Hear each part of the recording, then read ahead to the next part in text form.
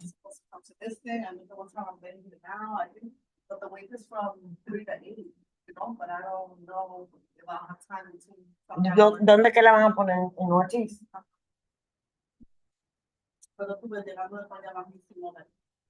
Pero para cosas así, mira, el trabajo no es todo, sí, María. A veces tú entiendes, hay que cumplir y más con gente que tú sabes que tú te llegaste o te llegaron a ti, te afectaron positivamente tu vida. ¿Tú me entiendes? Yo te entiendo, yo sé que uno tiene compromisos, pero a veces los compromisos no son todos. I was thinking too, like, with this, but, Lo que tú tienes mañana, ¿entiendes? yeah. You held it down for a lot of people, they could hold it down for you. I don't know, I'm not sure. I'm not open with you. Let me go over there. Hold on, let me go over there. Let me go over there. Que yo le-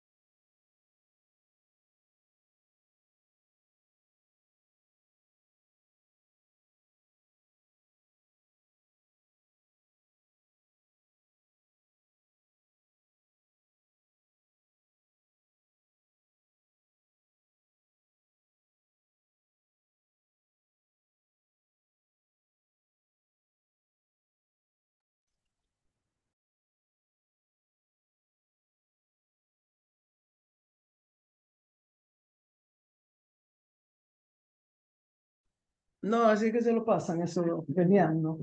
Me tienen loca ya.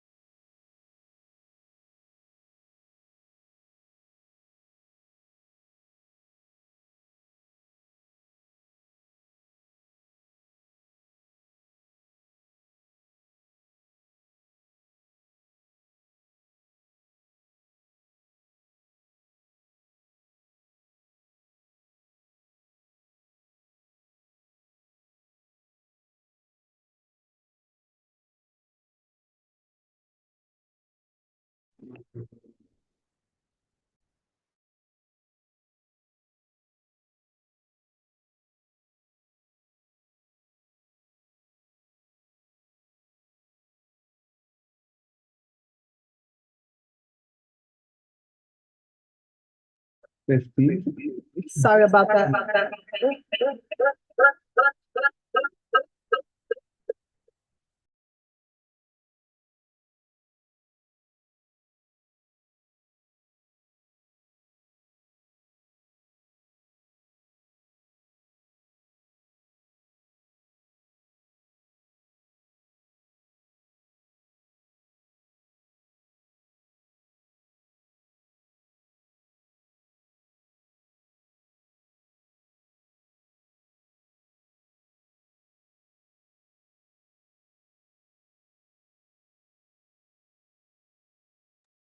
Let me see,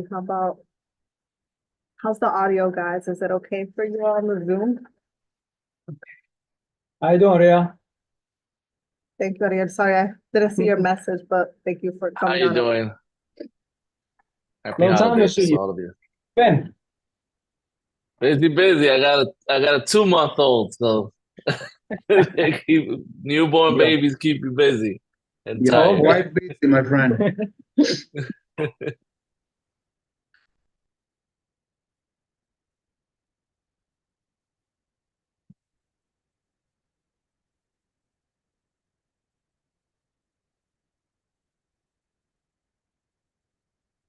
Just open up these emails.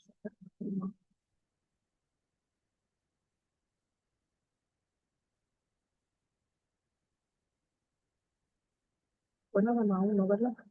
Este, Yeah, but no, not yet. just, Mhm. No, but just to make sure that's not the one. Okay. Yeah, that was it. Okay. I'll just have it in the background so then I don't have to look for it. So.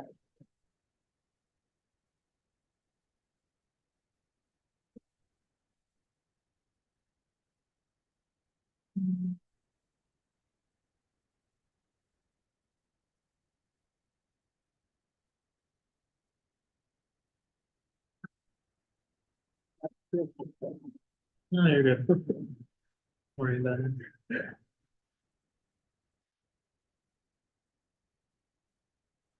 we actually have four. Yes, we do. Yeah. Sure, we'll wait maybe 5 minutes and for other folks to join in, like. Oh, just start. Start. Yeah. Yeah, I think just to honor people on Zoom. I know, Leo said he's gonna be a little bit late. Okay, Sorry. we'll do it soon. Kurt. We have a We have the 34, please. 33rd, the 34th, yes. Okay. I believe Mr. Carrasquillo is with the 34th. And How you then doing? we have- It's actually Lieutenant DeSanto. I'm the Special Operations Lieutenant. The captain had to run out, so I'm sitting in for him right now. Thank you. No problem. And that's for which reason? 34th. Okay. Have, And then we have the 33rd also. We I just have- don't know about, the interpreter. right, it's not in yet. Mhm. What is Ayacas there? Junior Taco? Yeah, no, I don't see them. I think maybe, Good. Good. And you said Lieutenant DeSanto. mhm. What's his first name? It's going to be Michael DeSanto. And I'm Thank the you. Special Operations Lieutenant in 34th. Thank you. Appreciate it. No problem.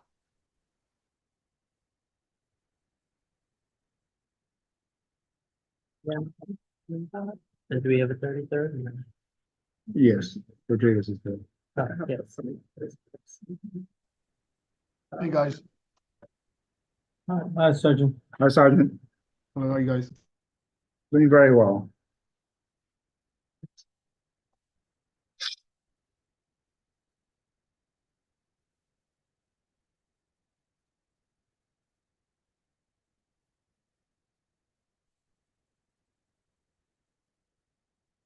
We'll just give it a couple more minutes. Thank you for your patience.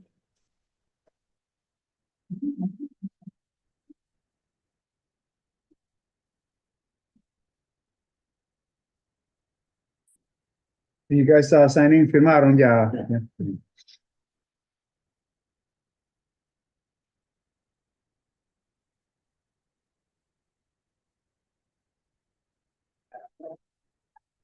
I couldn't know this. See this, I'm sorry.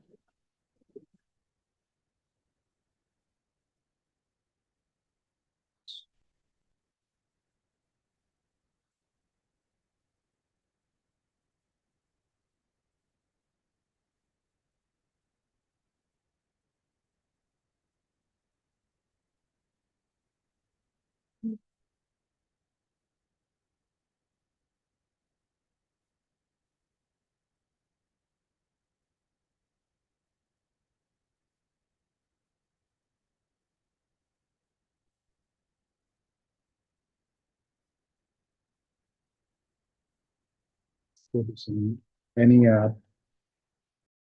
any plans for how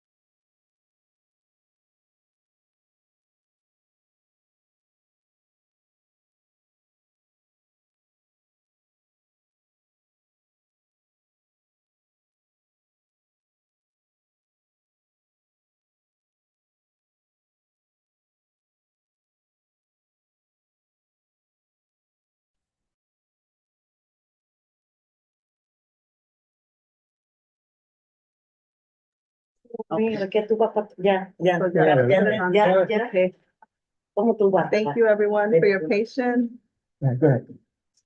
So I'd like to welcome everyone to this licensing committee meeting on this Wednesday, 13th of December. I think that we're ready for the holidays, to make sure that we spend some critical time with the family. I'm happy to be joining here with 4 committee members, and we do have quorum. So we're going to start this meeting at 6:40. I have Anthony Viola, Simari Hernandez, Juan Cruz, and myself, Isidro Medina, so that constitutes quorum.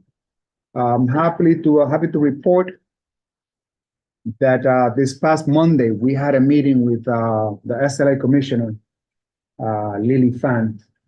Great opportunity for merchants to come in and join this event where Lily, Chairwoman Fan, was present to answer all the questions.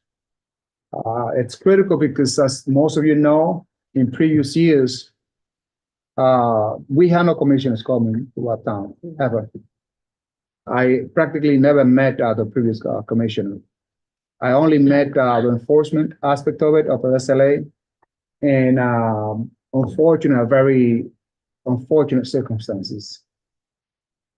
When merchants saw some enforcement agencies, some of them even had break therapy, because the false sense of empowerment that some agencies have of our merchants sent out the wrong message that like they own the restaurants. When they walked in, it seemed like they owned the restaurants. So I know a couple of places where some people actually have to take therapy because of the state of nervousness that they found themselves.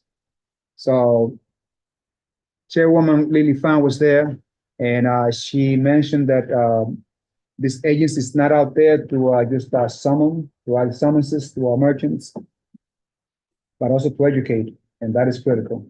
Oftentimes, we don't get the resources of information on time, and that's how we get, unfortunately, some of our merchants have been shut down. But that's an experience that I hope will not happen again. Really great meeting. I was happy to be there. It lasted like 2 hours. And I said it at the beginning when I had a chance to speak, where we welcome the chairperson. And I say, it's critical that you come in here because it shows that you want to help out the community. Apparently, she also did a walkthrough or a drive-through of the community. And she mentioned that. And she highlighted the fact that this area needs some life because it's practically dead in some places. Yeah. So let's see how we as a community board can help some of our merchants with the licensing process, but at the same time, keeping our residents safe and, free of loud music and noises. Good. On that note, very grateful that the commissioner came in. On another note, Simari, really proud of the work that you and Catherine are doing. Taking into account that there were no staff members in the office, you and Catherine practically have taken over and done all the admin work. So thank you so much. Very proud of you. Kathy did a lot of it, but we worked together. It's a teamwork. Yeah, Very proud of you and Catherine. So thank you so much for your help. thank you. Let's proceed. I know Anthony is going to take the minutes. Let's proceed with the proper introduction as always, starting with Simari. Hello, everyone. Good evening. My name is Simari Hernandez. I'm the assistant chair for the licensing committee. I've been on the board for a few years now, and I'm also the first vice chair. So happy to be with you all and appreciate you joining us on Zoom and here in person. Thank you so much, Simari. Anthony. Hi, everyone. My name is Anthony Viola. I'm a member of this committee as well as the Land Use Committee. I've been serving since January. Pleasure to meet you all. Thank you, Anthony. Hi, everybody. My name is Robin. I've been here for a couple of years. Welcome. Thank you, Rob. I see that we have a board member. Hector Onilla, please introduce yourself. How's it going, everyone? My name is Hector Bonilla, born and raised in Western Heights, and I've been on the community board. This is my second year now, and I serve on the Land Use Committee and also the Business Development Committee. Thank you, Isidro. Thank you so much, Hector. Let's proceed now. I don't have Ebenezer online, no? So let's proceed to introduce our 34th and 33rd precinct, starting with 33rd. Sergeant Rodriguez, if you can please introduce yourself. All right, good evening once again, everyone. I'm Sergeant Rodriguez, 33rd Precinct. I'm the Neighborhood Coordination Officer Supervisor. Nice to see everybody again. Thank you. Followed by 34th precinct. Lieutenant DeSanto. How you doing? It's Lieutenant Michael DeSanto. I'm the Special Operations Lieutenant, 34th Precinct. Welcome on board, Lieutenant. Followed by any other community board members. I see none. Yeah, let's continue. On that note, Lieutenant, from the 34th, the way that we proceed with the applicants is that they all are invited to come to this community board, either for renewal, changes to method of operation, new licenses, and so on. And we describe more or less what the request is, right? After which you hear from the applicant, we would like to have the opinion of 34 on those that are under your jurisdiction.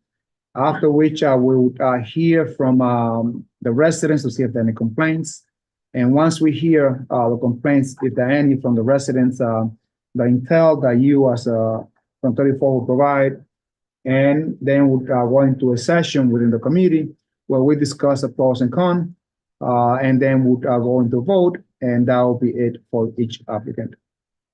Okay. Sounds good. Thank you. On that note, I request that we move with the agenda. So we'll get started here tonight with our first set of applicants for renewal on-premise liquor license. Agenda item number 1 is Utopia Kitchen and Lounge LLC, doing business as Utopia Kitchen and Lounge, located at 238 Sherman Avenue between West 207th Street and Isham Street. Is there a representative present for the establishment? Please say your name and affiliation for the minutes. Yeah, please. my name is Ariel Ferreira. I'm the rep for the applicant. The applicant is here as well. His name is Alexis Rodriguez. He's driving, so he won't participate for safety purposes. He's on his way to a function for his daughter, you know, that he has to attend, or he'll be considered a bad father, right? So I'm gonna support him for parental things as well. All right, so yeah, so this is Utopia. And Give me we one second, provided Ariel, the please, question. kind. Ariel, just give me 1 second, please, if you're kind. Okay. So we just are in the presence of our 2 board members that just came in, and I'd like for them to introduce themselves before we go into any discussion, so you can have an opportunity to vote, starting with you, Leo. Thank you, Chair. My name is Leo Jimenez. I am a community board member, been in licensing for about 4 years now. It's my pleasure to be here, and I apologize. I coach a basketball team, but we had to get into this. So. It's good to see you. All right, good evening, everyone. My name is Joel Abreu. I'm on the licensing committee. I'm also the chair of the business development committee here at CB12, and good luck to all the applicants. Thank you so much, Joe. So first agenda item number 1, it is a complete application. I would like to hear from Ariel about anything that you would like to tell us. This is a renewal application. And Ariel, please take 2 minutes to tell us anything that we should know about Utopia. So it's just a renewal application. The only thing I would like to add, so every time we do a renewal application, a client also has the opportunity to request a change of method of operation. Now, we did meet with you about a year ago, back in September, for a change of method of operation for the hours. That was submitted to the SLA. We still haven't heard back from them. We know that at the meeting, we got the email for William Crowley, so we will be sending him an email. But we just want to include in the renewal that agreements to extend those hours, because they haven't responded to that change of method of operation. It's been over a year already. It's kind of you know, it's kind of holding our client back as far as the extended hours. Right now, he's forced to close at midnight, and we had agreed in September. We got a no objection letter from the community board to support the 4-hour AM closure Wednesday through Sunday. So if we can conclude that as a letter, if it's supported by the board. the renewal. Well, we'll definitely address the renewal this time. You already have received a copy of our resolution that you indicated it was approved. So that should be in record and you can get a copy. So when you go back to SLA, that will be part of your record because they do check the recommendation of CB12. But as far as tonight's concerned, we'll address only the renewal. Thank you. How long you been open? How long has this place been open? It's been open. I'm gonna have to ask Alexis. Alexis, how long have you been open? I think it's been for over 2 years. Over. Very well. Exactly. At this point, I'm going to ask the opinion of 34th Precinct. Of Lieutenant DeSanto, what's the opinion of 34th Precinct as far as this renewal for Utopia Volunteer? We have no objections with that. It's very well run, good security, good relationship with the owner. No objections. Thank you so much. So it'll be noted there will be no objection on this application of 34th Precinct. The representatives here. Do I have any questions or issues from residents? Seeing none, let's proceed with comments and all issues with our committee members. Just a question came up about the public notice. Yeah, did they post a public notice? Because I don't think I saw one in the application. Yeah, we provided pictures in the email to the SLA. I mean, not to the SLA, to the community board. It was in the email. If you need me to resend those. Can you please double Yeah. check? Can But did you send it before the meeting? I think Yes, I sent it on before the deadline. based on what I have here, Anthony's right. There is no picture of Oh, no, that's not the public right notice, Yeah. No, right? I See, don't see it. Ariel, we have no photocopy of the public notice. It's a requirement of CB12 that you submit a copy of the questionnaire, public notice, license. Is there any way you can forward, Forward the you can email. forward the email with the original date, just so we can confirm? Yeah. Can you Yeah. please resend that email because otherwise we gotta go to vote and With the original email, we wanna see the date was sent before, the deadline. thank you. Hold on 1 second. In the chat if you wanna email. And Where do you want me to email it right now? I could email this right now. I just This posted was- it. email it to me at Isidro.medina cb12 @gmail.com. But just for clarification, Ariel, we're looking for the original email, so we can confirm the date falls before the deadline. Yeah, I have the original email. I sent it in, so. And I also got a receipt that it was received, so. Just forward that email back to Isidro. Hold on 1 second. And also, I'll send it go ahead. I can forward it to you guys. I'm putting in all emails. Hold on. All right. Thank you for double checking. I thought it I was, just sent it right now.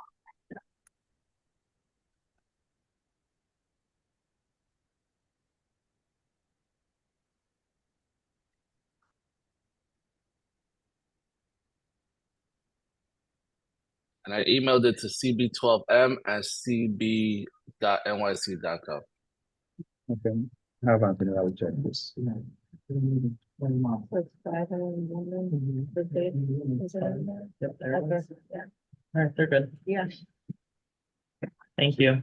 So it was not printed Yeah, out. they didn't put it in our. Thank you, Ariel. Ariel, You're so welcome. we do see the picture here. Again, This CB12 doesn't have a full staff. It was running just with the chairperson, Catherine Diaz, and Simari, and they've been doing an amazing job. Perhaps this was not printed out when I received when we It's all received right, the brother. pack. It's all right. It's not taken personal, brother. I know you guys do an amazing job. We're trying to be consistent. Yeah, that's what. Thank you, Leo. On that note, I request the wall for the correct vote. ¿Tiene una pregunta? hear from the resident? Oh, of course, yes. From movement? I think that I asked for residents, right? West 207th Street, right where that club is at. Okay, if you can just confirm, state your So that we name can and hear the you. record. Yeah. Name is Sonny Gill. Sunny Gill. For the month of November, with my mother visiting, weekends consecutively and whatnot. There was nothing but noise to 4 or 5 in the morning with the lewd people coming out. And the double parking is ridiculous over there. And my mom asked me, is this like this all the time? Yes, it is. I lived there. I lived here over 20 years in this place. So you're I'm saying, tired of it. so you're saying that there's a consistent double parking issue Consistent, and the noise up to when? ridiculous.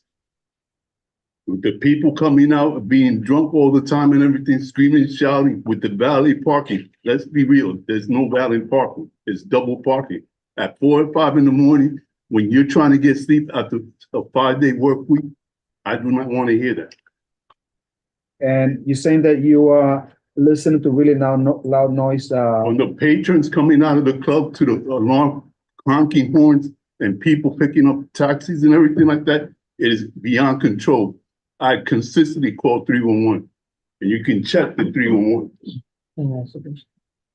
Rob, you have a question? I just have a question for the lieutenant. Lieutenant, do you have any record for 311 phone calls from On the? weekends. I mean, we do get 311s in that area for double parking, stuff along those lines, but it's not anything that's Is that specific to this place? Yes, it is. it's specific to on that street. So that Got there's it. it goes all the way down. Thank you. Arias, so you heard the complaint made by a resident, and like as I open up my statements, is that we want to help out small merchants, but we also got to protect our residents. Can you tell us what this issue is all about? So this is new to hear this. We haven't, as the captain said, we've had a great relationship with the 34th precinct. We haven't heard issues of this magnitude. As far as the double parking, there's double parking issues, in New York City. And I'm not trying to not ignore the residents, but we could try to do the best that we can. Is there any recommendation that the community board gives to other people to help with the double parking situation? Well, there's supposed to be no valet. There's supposed to be no valet parking there, right? Give me 1 second.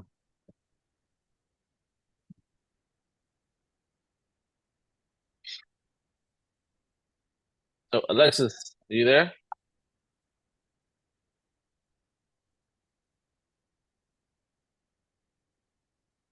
Give me 1 second. I just asked him. Can you hear me? Yes, you can. Can you hear me? Yeah. Yes. Yeah. So we've put no valet. Like we didn't have we don't have a Utopia valet, but there are people who just valet cars. I'm not going to tell you that there's not a valet because personally, I go out of New York City, like in that area, right around 207, right on Sherman, and there's guys that will grab and park your car. Right, they'll have a continue, jacket for the on purpose and of the just 1 second. For the purpose of the minutes up, what's your name? Alexis Rodriguez. And you are the owner? Correct? Yes. Yes. And you didn't come on board because you were driving. I don't know if it's safe for you to be on the phone and also driving at the same time. Exactly. I'm trying to get on the call, but I am driving. I'm trying to navigate through some roads here. So I don't know if you were able to listen to other complaints brought by a resident. How can you address? I did listen to the complaint. To be very honest with you, I was just there this Sunday, and I closed myself because I have, I always try to be there as much as possible. I closed the business down at 11:30. And we really didn't have that much foot traffic on Sunday when I closed down. Saturday, I was there during the day. Our brunch really has died down during the day. We don't have, I'm not going to say that there's not a double parking issue in the area. There is. And I'm not trying to say that it's, every little bit counts, right? We are part of it. We are part of the issue. But I don't have a packed restaurant, unfortunately. I wish I did. For confirmation, though, you're saying that there may be individuals who offer valet parking, but they're not employed by your establishment, correct? They're not employed by my establishment. Exactly. And you don't have a deal, you've never communicated directly with these individuals to offer valet parking. No. Yes, so it's also happening in that area he's mentioning is that there's people taking advantage of the fact that there's no parking, right? And they try to make a quick buck by helping people park their cars and things of that nature. But it's nothing that it's a contract directly. It's with- that with area. nothing- That area is a complete mess. It's infamous. The area is infamous for double parking and valet parking. Yeah, but my concern is, as an owner, right, you obviously take care of your business, you take care of the front of your business. How don't you know what's going on in front of your business, man? How you letting some individual I come didn't say I don't know what's going on. I'm actually trying to help the situation and letting you know what's going on. There are people double parking up and down the street. Yeah, but you clearly also know that there are people parking valet near your business. You have a great Yes, relationship with near the 34 business. precinct. Yeah, but If Absolutely. you have a great relationship with the 34 precinct, you should be reporting this to the 34 precinct. You can't add to the problem. I A blind guy just creates more problem. don't. Joel, wait. Yeah, Can I- let me just, no, Joel has the floor. Joel, please. just, and we have to Can- understand that this problem is rampant. It's not, to blame them for not policing this. It's not their job. I don't think it's their job to go out there and confront these individuals. Because I've had running in with these guys, right? So I don't know if they're in the position to be running a business and policing outside. I'm not necessarily asking for policing, but again, if they have a relationship with 34 So- precinct, report it. I'm gonna go with, can I enter? just Can I one second, interject? for less than 2 minutes. Go ahead. Then I'll go to the lieutenant. Go ahead, there. Sorry, Ariel. So no, it's okay. So it's not just a utopia issue. Like you also have Casa de Mofongo right there on the corner. Like these gentlemen, these people are doing it all along that strip. And if you start to address it and try to police this, these, it could turn into an altercation. And so that's another safety issue as well. So, and I know the captain wanted to comment on this.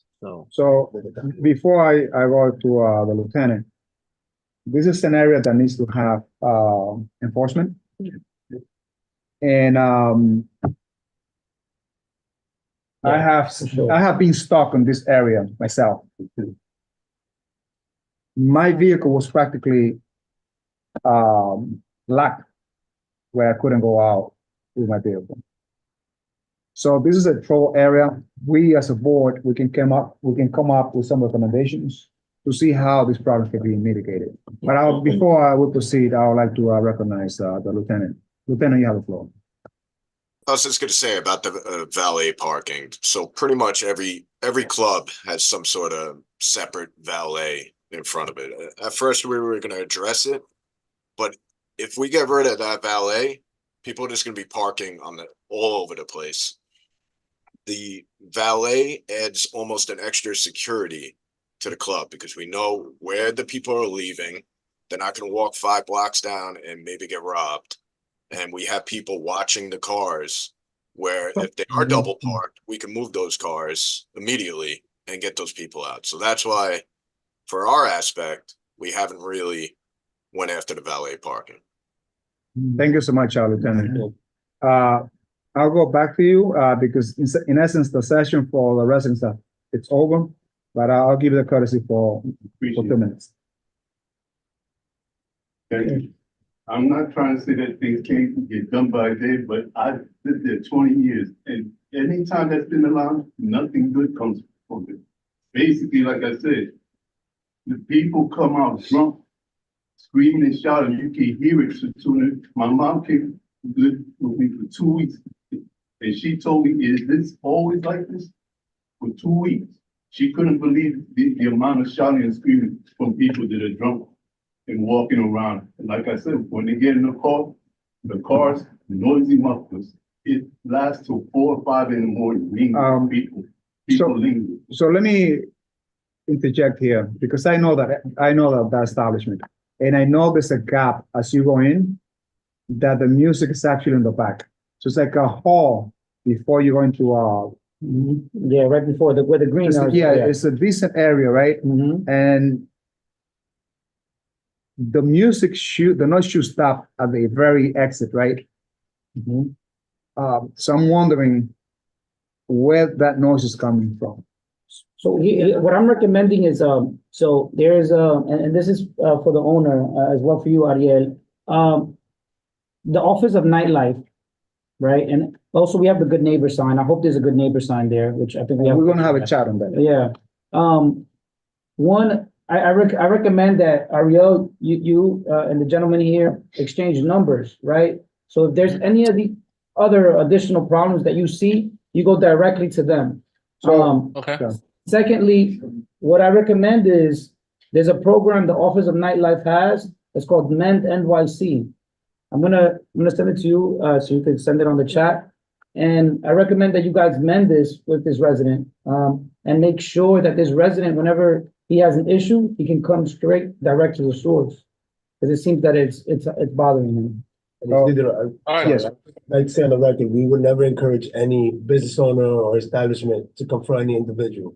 That's why I mentioned, reach out to your partner at NYPD to make sure they can help mitigate the situation. Again, we know the streets of New York are crazy. We don't want anybody to get involved in any problems. To push the agenda, I'm going to recommend practically all of the recommendations, including the Gunner sign.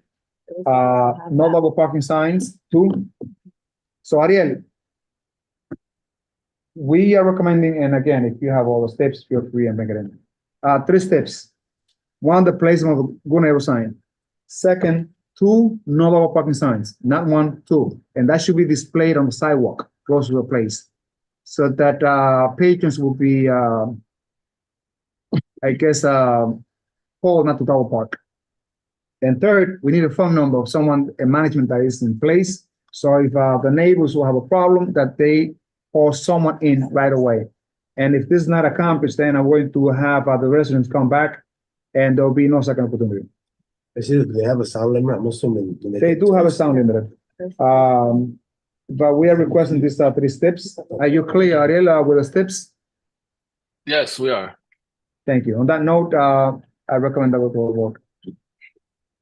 Isidro, how do you And vote? you have a template of the good neighbor sign, correct? Just in The case we can board, follow your form. yes, the office will have that. Okay. Please proceed. We'll Chair, follow how your you- form. We'll follow your format. Thank you. Yes, I vote yes. Robin? No. Leo? I'm abstaining. Joel? Yes. And Anthony? Yes. And so that, oh, hold on, sorry. So we have 3 yeses, 1 no, or 4 yeses, 1 no, and 1 abstention. It Cool. passes, Chair. so with a vote 411, this application passes.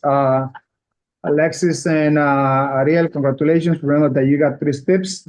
And these steps can never come off the premise. The board is going to be really proactive in making sure that those steps are in place and are obviously observed. On that note, let's proceed. Thank you. Thank you. Thank you, Sonny. Okay, agenda item number 2, Hallacas Corp. doing business as Junior's Tacos, located at 253, 257 Sherman Avenue, ground floor between West 207 and Isham Street. Is there a representative present for the establishment? If so, Hey. please say your. Hey, Hello, Miguel Acosta here representing Ayacas Corp. doing business as Junior's Tacos. Good evening, licensing committee. Hope everybody's well. Hi, Miguel, how are you? Good, good. So, and let me check with committee members here to make sure I don't miss anything. It's a good application. The last time that came to this committee report, there was no objection. Going back to September 29, 2022, there was no objection by our board. Complete application, guys, please double check Yeah. because we don't have everything on board. Miguel, what can you tell us about this particular merchant? How long they've been in business, how's business, how many employees and all of that? Well, the You got- business has been in operations for at least 10 years, operating under this corporation. I actually used to own the place back in 2010, transferred it over to Maria, and now her daughter is in charge of the operations, Scarlett Rosa. I believe she's on the meeting as well, in case you guys have any questions. Who's the owner? Maria who? Presently, it's Scarlett Rosa.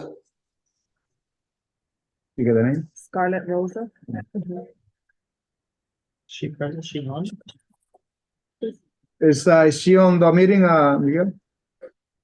Yes, last time she told me, I'm looking for her. I don't see her at the moment. Okay. And how many employees do you have there? She presently has 4 employees, Okay. small establishment. Thank you so much. On that note, I'd like to hear the recommendation of 34th precinct. Lieutenant, No objections. no objection by 34th precinct.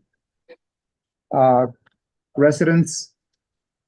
I see none. Committee members? I recommend that we vote. Please proceed. Chair, how do you vote? Yes.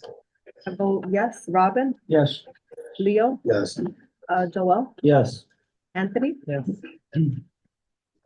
This is all yes. So this application passes. Miguel, congratulations. Thank you. Regards to the owners, and I hope that you are doing well. That they're doing well. 6 yeses. Thank you. Congratulations. Dr. Next one, please. Okay, so agenda item number 3, West 172nd Court, doing business as Havana Heights, located at 621 West 172nd Street between Fort Washington Avenue and Broadway. Is there a representative present for the establishment? Yes, Aurelia Tavares here for the representative for West 172nd Court. This is DBA Havana Heights, located at 621 West 172nd Street in Manhattan, and I'm the owner. Gabriel Estevez is on the call. We're here to renew a liquor license. The location has 32 tables, 128 seats, and is full liquor renewing this evening. Thank you, Aurelia. How long you been in business? 10 years, you say? He's been in business for a long time here. I think the But, liquor but license. not at this establishment. No, he was at 4080. He's at 4083 Broadway now, but Havana Heights has been in business now For how long? 6-7 years. Gabriel, how long have you been in business? So I don't give them the wrong date. Did I lose him here? He was Gabriel. He was here earlier. He's there. I see West 172nd Corp. I don't think he can speak. He Okay, has to connect to the audio. I do see the public notice. Okay, He needs Yes, to you con- have a full packet. He's not connected to the, okay, now he is. I don't think he's unmuted, but he's not connected. okay, we can proceed. I'm not gonna wait. Okay. So in essence, a complete application. I see a copy of The the public notice. public notice. I don't see a copy of the license. Not the license. But the lamp is there. Okay, yeah. Mhm. All right, cool. Okay, I so would like to hear the opinion of 33rd precinct, Sergeant Rodriguez. No objections for the 33rd precinct. No objection by 33rd precinct.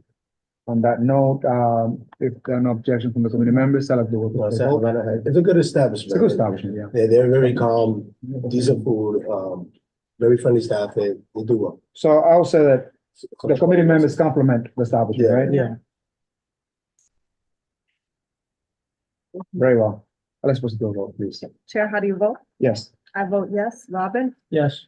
Leo, Yes. Joel, Yes. Anthony? Yes. So 6 yes, 0 no, 0 abstentions, Chair. Thank you so much. So this application passes. Congratulations, Aurelia, regards to the owners there, yeah? Thank you, everyone. Proceed, ma'am. Agenda item number 4, Tampopo LLC, doing business as Tampopo Ramen, located at 1015 Bennett Avenue between West 181st Street and West 184th Street. Is there a representative present for the establishment?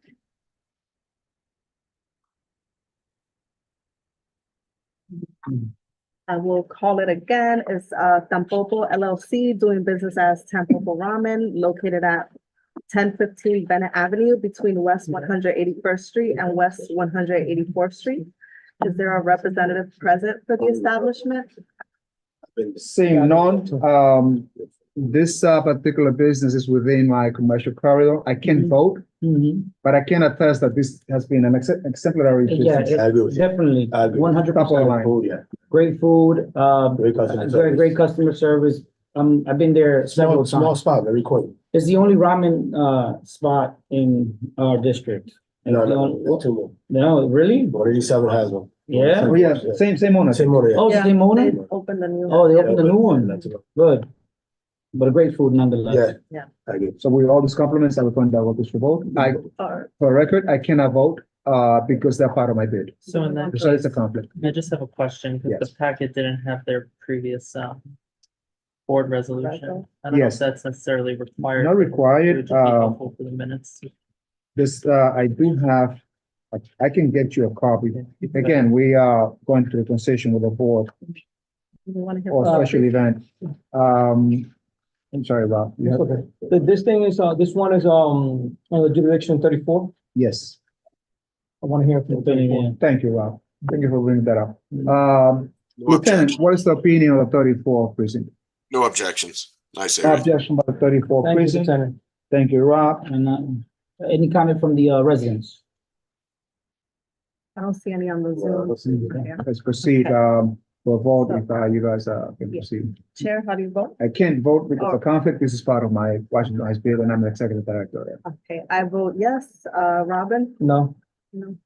Leo? Yes. Joel? Yes. Anthony? Yes. Okay, so that's 4 yeses, 1 no, 1 conflict. So it passes, Chair. Thank you so much. So this application process. So agenda item number 5, it'll be our last renewal on premise liquor license. Restaurant is CC Restaurant Inc. Ceci. Ceci, Sorry, we gotta perdón. advocate. It used to be our lunch spot. We worked at T-Mobile for some time. And it used to be our lunch spot. Yeah, Ceci. No, porque tengo lentes. Exactly. Yeah, I was a manager. I was a manager. Okay, so Ceci, okay, my bad. Ceci Restaurant Inc., located at Oh, yeah. 78 Sherman Avenue. Is there a representative present for the establishment? Yes, Miguel Acosta once again, representing Ceci Restaurant at 78 Sherman Avenue. Unfortunately, Wendy's is working a double shift today. She's unable to make it to the hearing. Business been operating for 25 years. 7 employees and hasn't never received any violations from the liquor authority. I know the place, is kind of small, great food there, huh? Really great food. And also I eat the every prices day. are not excessive. There is a copy of the resolution last time that I came on board and there was no objection. And I believe, that they do also have a complete application. They received an A in the last health inspection. Yeah. So this is all going really well. At this Public point, notice. public notice are also in place. From the precinct? Lieutenant, what is the opinion of 34th precinct regarding this applicant? No objections. There's no objection by the 34th residents, No. seeing none. Let's proceed to a vote. Chair, how do you vote? Yes, I vote yes. Robin? Yes. Leo? Yes. Joel? Yes. And Anthony? Yes. So it's 6 yeses, 0 no, 0 abstentions, so it passes, Chair. thank you so much. Congratulations once again, Miguel. And please send our regards to the owner there. Will do. For great food, Ceci, great food, great prices. And never have no problems. So that is great. I commend you and her. Thank you, thank you. Very well, let's proceed. to the Our next. next applicant is requesting a method of operations change. Agenda item number 6, Soho Restaurant Corp., located at 524 West 207th Street between Sherman Avenue and Post Avenue. Is there a representative present for the establishment? Yeah, Ariel Ferreira here, representative for Zoho. We also have the owners that are present there. We have Armando and Joshua as well, so they're here present, so we're here. For the purpose of the minutes, I would like to hear the complete names and titles. Okay. Armando, introduce yourself. Hello, community board members. My name is Armando Britton, and I am the owner of Soho. My partner, Junior Payano. is the other owner. I'm sorry, what's the other name again? Junior Payano. Armando Brito, ¿verdad? Betón. Betón, perdón. Bretón.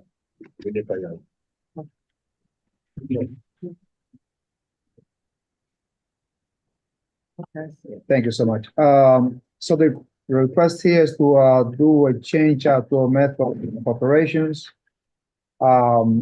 Based on the record I have here, I see that we do have a copy of the license. Public notice was posted. The last time that they came to this board, there was an objection.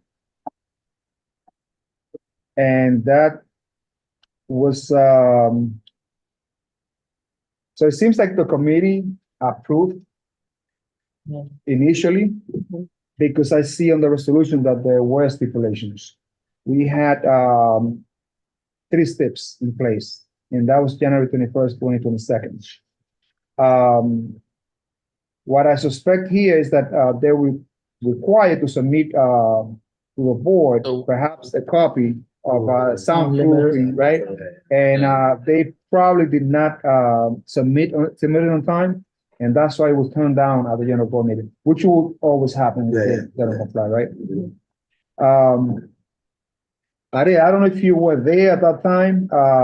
Yeah, I was there, and you know, due to construction and everything, to be able to install the sound system and the sound limiter, you know, it wasn't able to be done right on time for your deadline. But we did send it in, but because it wasn't sent in prior to the deadline, that's why it went that way. But we did meet with the SLA. Yeah, correct. Then meeting with the SLA, we went to the full board hearing, we presented everything, and that's why the liquor license got approved. So for the purpose of the minutes, Anthony, it was required that they submit a copy, as we usually do, for a sound limiter. At the time of the general board meeting, was not submitted on time, and therefore, I'm sure that I requested to reverse the vote, and that's what happened here. Now, Ariel is indicating that that was sent afterwards, and we trust that that was the case. But I'm open to resend it again. That's what I'm about to say. Yes, please. I would say that the first tip will be for you to resend the receipt no later than this Friday. This Friday, December 16th? 15th. Before 5 p.m. Let's see if I send it to you right now. Well, don't do it right now, because I really don't care about it now. Before 5 p.m. on Friday. All right. Now you are requesting the change of method operations here. What are the requests? So the only request is to extend the hours to 4 o'clock in the morning. To extend the hours until 4 a.m. Which days? Every day. Every day. Every day. Okay. So this is on 207. Between Sherman and Post, which we have a resident here that around that area, there are a lot of issues with parking spaces, double parking spaces, noise. It will be prohibitive, I think. And it will be, I think, maybe, at least on how I sense this, irresponsible. Yeah. But before I go there, let's just make sure that the precinct know what the request is. So Lieutenant, this is on the jurisdiction of 34th precinct. The request is for them to have their extension to 4 a.m. on a daily basis. The idea is that if we approve this request, SLA will check on that. If they're in opposition, they usually tend to agree with the community board, but I'd like to have the assessment of 34th precinct. We got no objection with that. I mean, we have plenty of units. We work till most of my personnel works till 5:30 in the morning. So we project that all the clubs are open till 4, even though obviously they're not. Very well. On that note, Yeah. let's see if we have any residents. Can I speak to? I think- Before you speak, I would like to have the residents okay. first, if you don't mind. Okay. Please, come up. Respectfully, not against club operating or anything, but there has to be some sort of barrier put to that 4 a.m., 7 days a week. Where do people get sleep at this time? And I'm familiar with that area. A lot of people come out drunk from that area, and sometimes they're looking to have problems with people. I personally dealt with stuff like that. Thank you so much. Thank you so much. And this consent has been put onto the record. That will also go into the resolutions as well. So the request here to sign off until 4 a.m. is awfully on my end, a bit of a stretch. But I like to first Leo and then. Yeah. Please. Thank you, Chair. Yeah, so I'm sure you guys run a clean business. As the lieutenant said, he has no problem with you guys. I just think 4 a.m. daily is a stretch. People need to work. Traffic in the area at all times is horrible. I know people that go to work really early in the morning. To come out and your car stuck on a double park spot or landing spot, just don't think it's worth it. I on my end would recommend Thursday, Friday, Saturday, and then Sunday through Wednesday, whatever time they have when they're closing. 2 a.m. 2 a.m. And then Thursday, Friday, Saturday, 4 a.m. I was gonna say the same thing. I think it's a bit excessive, all days of the week. But Thursday, Friday, Saturday, where, the majority of the nightlife is, I would agree that 4 o'clock is definitely considered. I see Robin. Well, I'm agree with, Leo, even with, 34 in place, that they being there every day, it's impossible. It's too much work. It's a lot, even for people that basically he says that, nobody can sleep there. Imagine a person that need to be at work at 6 o'clock in the morning, double parking there. People come out drunk and they don't even know where the car is. So it's not, for me, and my end is not gonna be like that. Very well. I see Ariela has her hand up. Aurelia, you have 2 minutes. I just wanted to say, I don't know if everybody remembers, this used to be a problematic spot many years ago, and it's real. These guys have really cleaned it up. I don't think maybe 4 a.m. every day is a bit excessive, but I think that granting it the major days of business should be Wednesday through Saturday. It's more of the days that they really, I'm sorry, I have a new puppy and he's being annoying. So I think this is it's family run. They usually leave early during the week anyway, but yeah, I'm really impressed with them. I represented this location many moons ago and we had a lot of problems, and I don't see double parking as an issue. They're a community neighbor. They're really vested in the community, and they make sure they follow up with the community board on issues that they need. So I really like this team. So I hope that they get approved because they're really a good neighbor. Thank you so much, Aurelia. Robin? Aurelia, we don't say that they don't work, they don't have clean, they're not working properly. We say that it's a lot of hours. We're here to serve for the community, also for the merchants, and also for the community. They need to work and they need to sleep. I know we live in New York City, and New York City don't sleep, but still, we need to do some work together. We work together. So me, as I said, and I support Leo, an idea that Thursday to Saturday until 4 a.m. and then the rest of the day that they 2 a.m. that they used to have. Thank you so much, Robin. So Junior and Armando, you heard the sentiments of our committee members. I would tend to agree with them. I would definitely put some steps in place. I will also tell you that I have received positive comments from a community board member. And as a community board, as members, we tend to respect their opinion. This is a current board member, and he indicated that you are running a very smooth operation. And I got to give you some credit on that because, we got to respect the opinion of our members.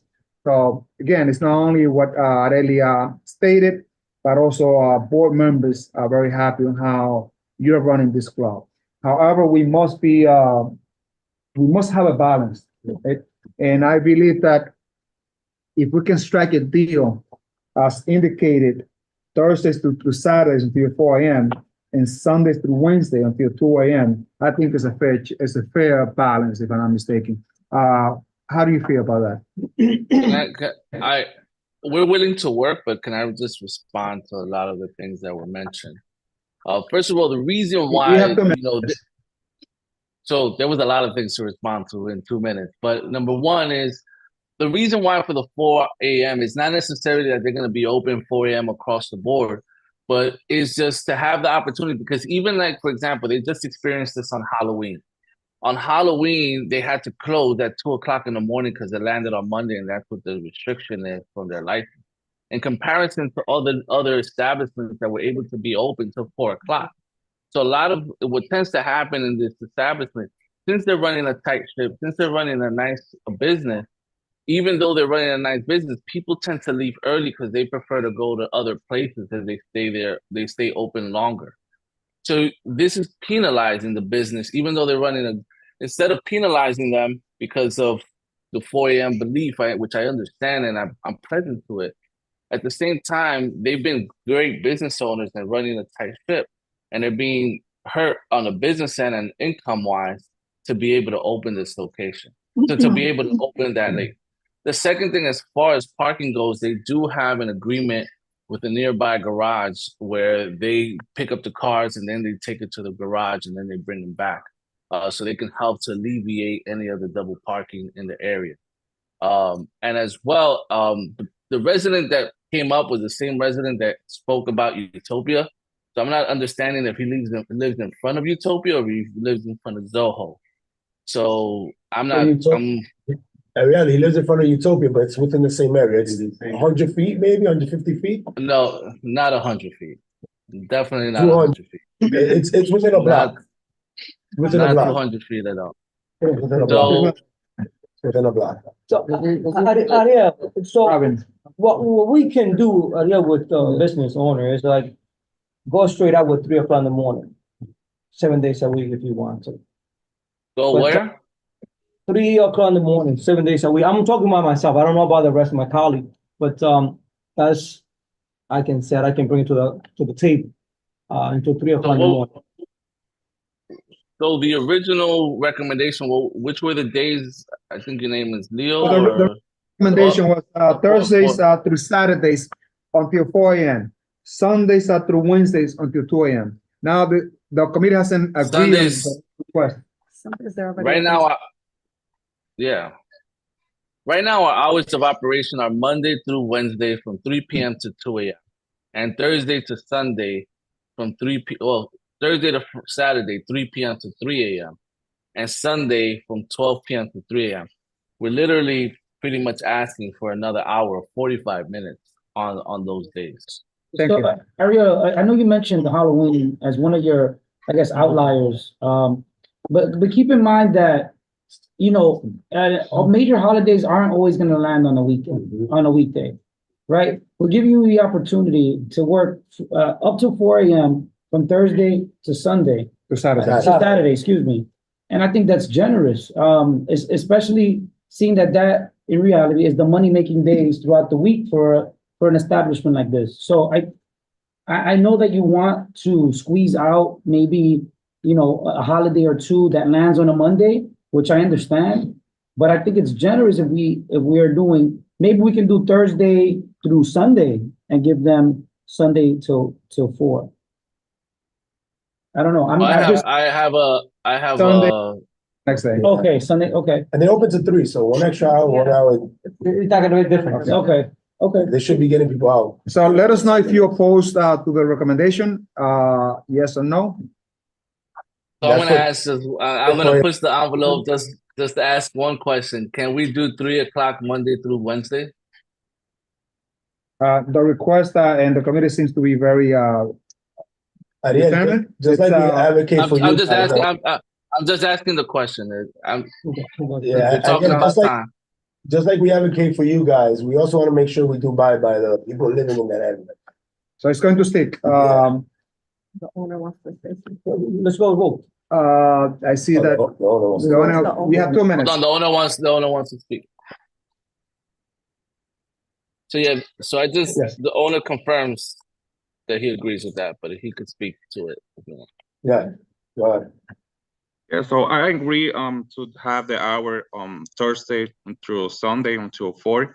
But if you Saturday. guys can add 1 hour on the weekend, because right now we are having a difficult, extremely difficult economy moment.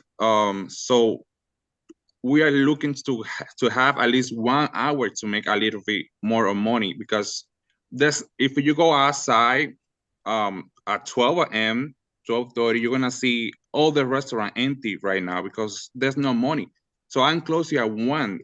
So I asking for 1 extra hour so I can see if I can make a little bit more money to pay my employers, to pay my rent. Here, 207th Street, I don't know if you know, guys, but the rent is really, really high. And I had to pay for my rent. I don't want to lose my restaurant. I already lose everything. Like I've been working to open this restaurant for 3 years, waiting my liquor license, and now I only need 1 hour so I can make a little bit more money, guys. If you can think about it and you can help me out. Thank you, Armando. Listen, So I think as it stands, what we've agreed on is Monday to Wednesday from 3 p.m. to 2 a.m., which you already have. Then Thursday to Saturday, we can extend 1 hour from 3 p.m. to 4 a.m. And then you can keep the hour that you have for Sunday, which is 12 p.m. to 3 a.m. If you agree. Can you to add that. 1 hour to Sunday? Sunday you close at 2 a.m., right? Three. No, they At close 3, at 3, so okay. you can have it into 3 a.m. still, the same, like, Sunday to Wednesday into 2 a.m. 2 a.m. in the morning, Thursday to Saturday into 4 a.m. and Sunday, the same hours you have, 3 a.m. 3 a.m. On that, let's go to, the time is over. Yeah, I'm Yeah. agree. Does he accept the, he's agreed. He's agreeing? You Yeah, agree? he's agreed with that. With, 3 steps on the following. The committee has agreed that, the establishment will be open until 4 a.m. Thursdays through Saturday, correct? Yes. Monday through Wednesday until 2 a.m. Yeah. and Sundays until 3 a.m. That they already have. With the 3 steps that are, the good neighbor sign. To resend the receipt of, the sound limiter. 2 signs, no double parking. And 4, a phone number of someone in the establishment that can be called at any time to rectify any problems that residents will have. So with those 4 steps in place, you all understand the other 4 steps, Aria, correct? Yes, sir. On that note, let's go to a vote. Chair, how do you vote? Yes. I vote yes. Robin, No. Leo, Yes. Joel, No. Anthony? No. Okay, so there's 3 yeses and 3 no's. This doesn't pass. It does not pass. Ariel, this doesn't pass. I highly recommend that, because we cannot undo the vote. I highly recommend that you come next month and perhaps consider the committee recommendation, as we have stated earlier, because I think that the change might have changed the mind of some of our committee members. On that note, this applicant fails, and perhaps we can look to see you next month. So our next set of applicants are for new on-premise liquor license and temporary retail permits. Agenda item number 7, La Esquina de Nagua Restaurant Corp., located at 2244 Amsterdam Avenue, between West 171st Street and West 172nd Street. As I think Miguel's the. Miguel Acosta representing Cristina Moronta, La Esquina de Nagua. I believe this is third time I've been here. Last month we had a little issue with the postings, it wasn't that visible. So I hope it's clear enough, pictures that we sent. So let's check on the requirements. They submit a copy of the public notice. The photos of the kitchen. Everything's there. Everything's Everything is double check. A floor plan. Copy of the menu. And the questionnaire. The question that I have for you, Miguel, this is a ongoing business that's open. Why are we having a request for a new license?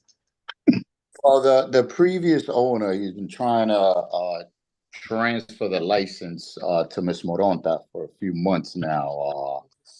Basically, the licensing committee had some concerns with regard to the previous owner's operations and, health and hygiene, based on their previous inspection that was conducted in 2022. The applicant received a B with numerous points adding up to about 41 points. So therefore I submitted some pictures, correcting those violations, which Ms. Moronta has focused on improving the health and hygiene in that premise. You can see the kitchen is crispy clean. She yet hasn't been inspected under the new entity. So we're just looking for, the support of the community board in order for us to have a positive resolution for the transfer of this license to Ms. Cristina Moronta. What's the name of the previous owner? Give me 1 second. I have that. Those look very nice. The pictures do look very nice. It's Christina.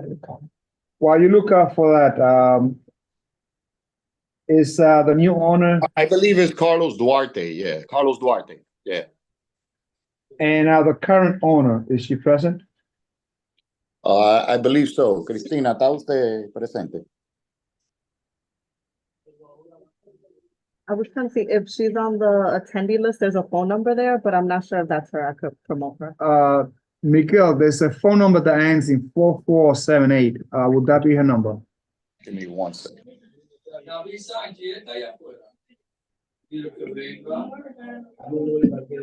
3510. Let me just, you could give me 1 second. These are the type of issues that I know that it get me a little bit upset because we have an establishment that had like many issues. We have a new owners coming in. They should have known that there are issues. You come for the first time to this community board, knowing that there are issues in that establishment, and you don't come to the board. I have a problem with that. Well, she was on the I board. try to help as much as I can. Excuse me, Isidro. She was on the board last time. Remember, we went outside, everything. She's coming, yeah, but the decision will be made now. I just texted her right Miguel, now. it's going to be made now, not last week. I spoke to her earlier and she was on the line. So I'm just trying to confirm maybe she got off because she's currently at the restaurant. So if you mind, if you don't mind, I can give her a quick call just to make sure.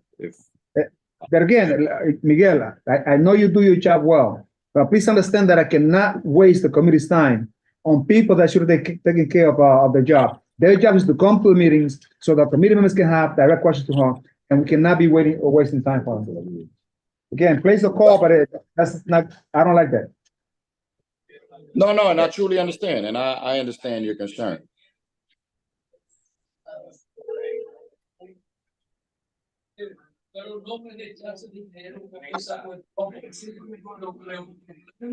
There's a letter, this is from 2022, I guess that SLA denied them as the previous owner. That they wrote us a statement because we objected. Yeah, the previous owner, we had an issue with changing his hours and everything, but then after that, he withdrew his application with SLA and decided to sell the business instead. Yeah, the SLA had issues, and this community board had issues with this this establishment and the previous owner. That's what I'm saying. It's not the previous owner that's been operating and running the business. Ms. Moronta came into the business 3 months ago, fixed everything up, has been operating with no issues. I don't know if the 33rd precinct has any concerns going on with this location. Before I go to the 33rd precinct, I just want to make it clear that this committee is not going to stand for an applicant to come in new, knowing that there are a lot of issues to this purchase of this application, and for them not to show up here is a lack of respect. And I understand your concern. You know, she's doing everything she can. This is the third month. I'm probably gonna have to withdraw the application. I don't understand what is the issue with this location. We addressed this last May when you guys approved the change of hours till 4 a.m. So since then, I've spoken to her. She's been operating the business for the past 3-4 months. She hasn't expressed any issues with any with the precinct or any patrons or any situations. I recall that there were issues with the previous owners having speakers during the pandemic outside. That was resolved since then. She has cleaned the place up. As you can see, the last time we came to the community board, there was concerns with regards to health and hygiene. I provided pictures that those concerns have been addressed. And now, unfortunately, I don't know exactly what happened.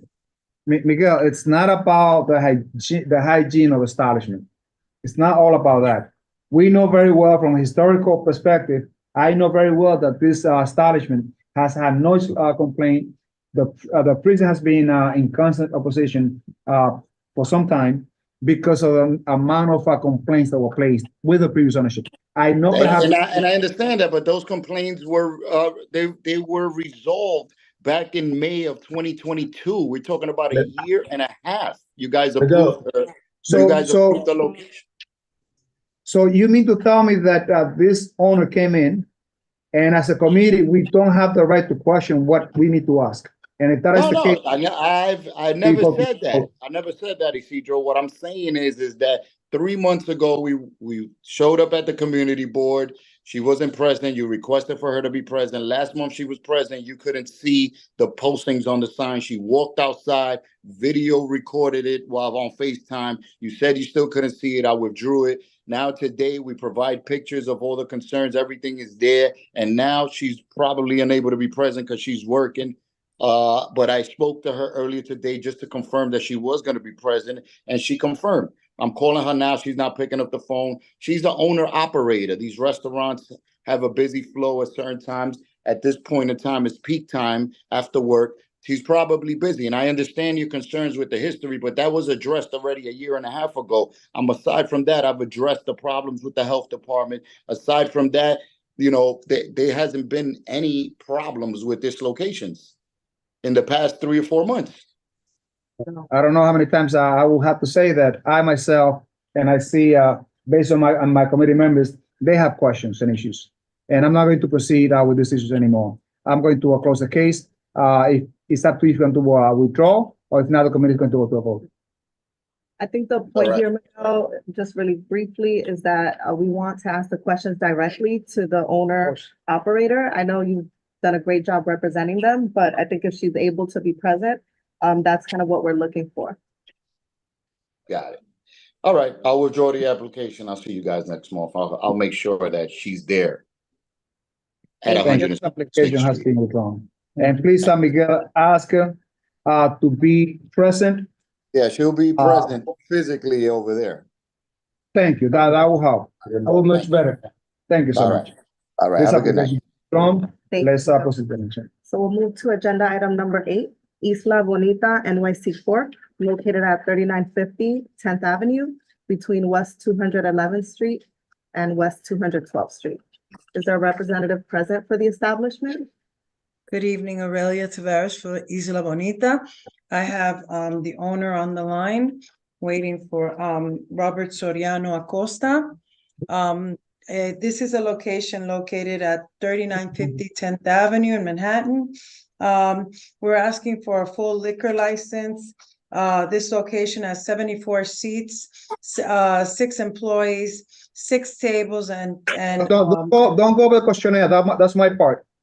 Just introduce the venue, and we'll proceed. Sure.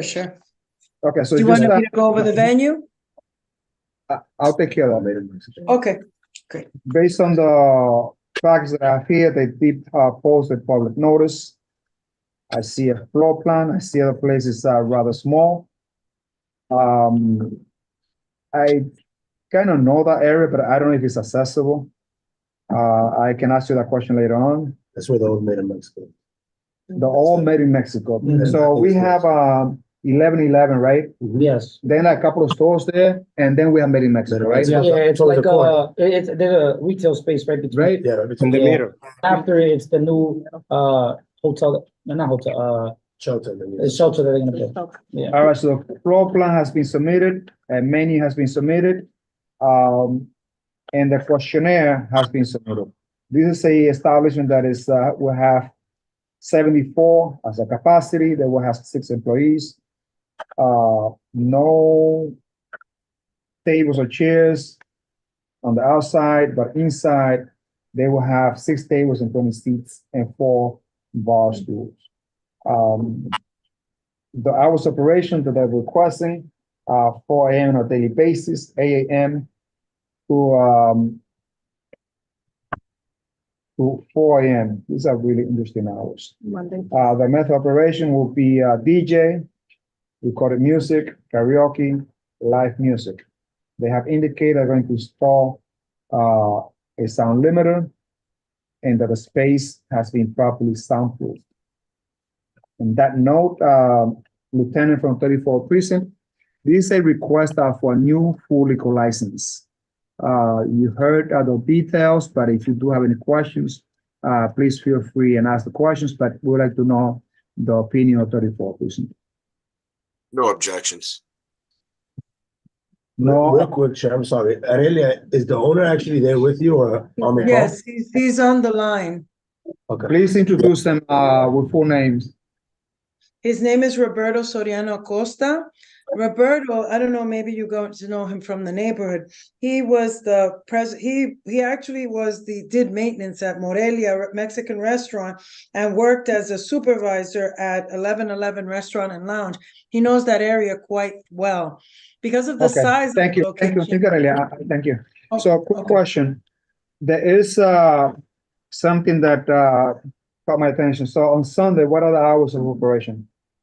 We're gonna be open 11 a.m. till 4 a.m.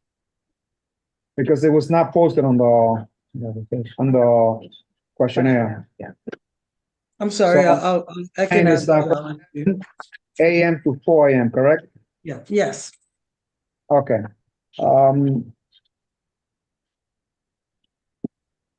Are there any questions from residents? Questions, saying none? Let's go to committee now. It's for the owner. Leo. Do you have any relations with Made in Mexico or 1111? No. He used to work there. He used How to long work you work there? How long you worked there? How long you worked at Made in Mexico? 6 years. 6 years. Yeah. Where you else hear have us? you?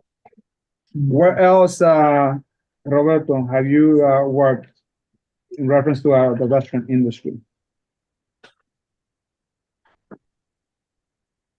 Repeat, please. No, oye, ¿dónde has trabajado tú con referencia en otro lado? ¿Dónde más has trabajado?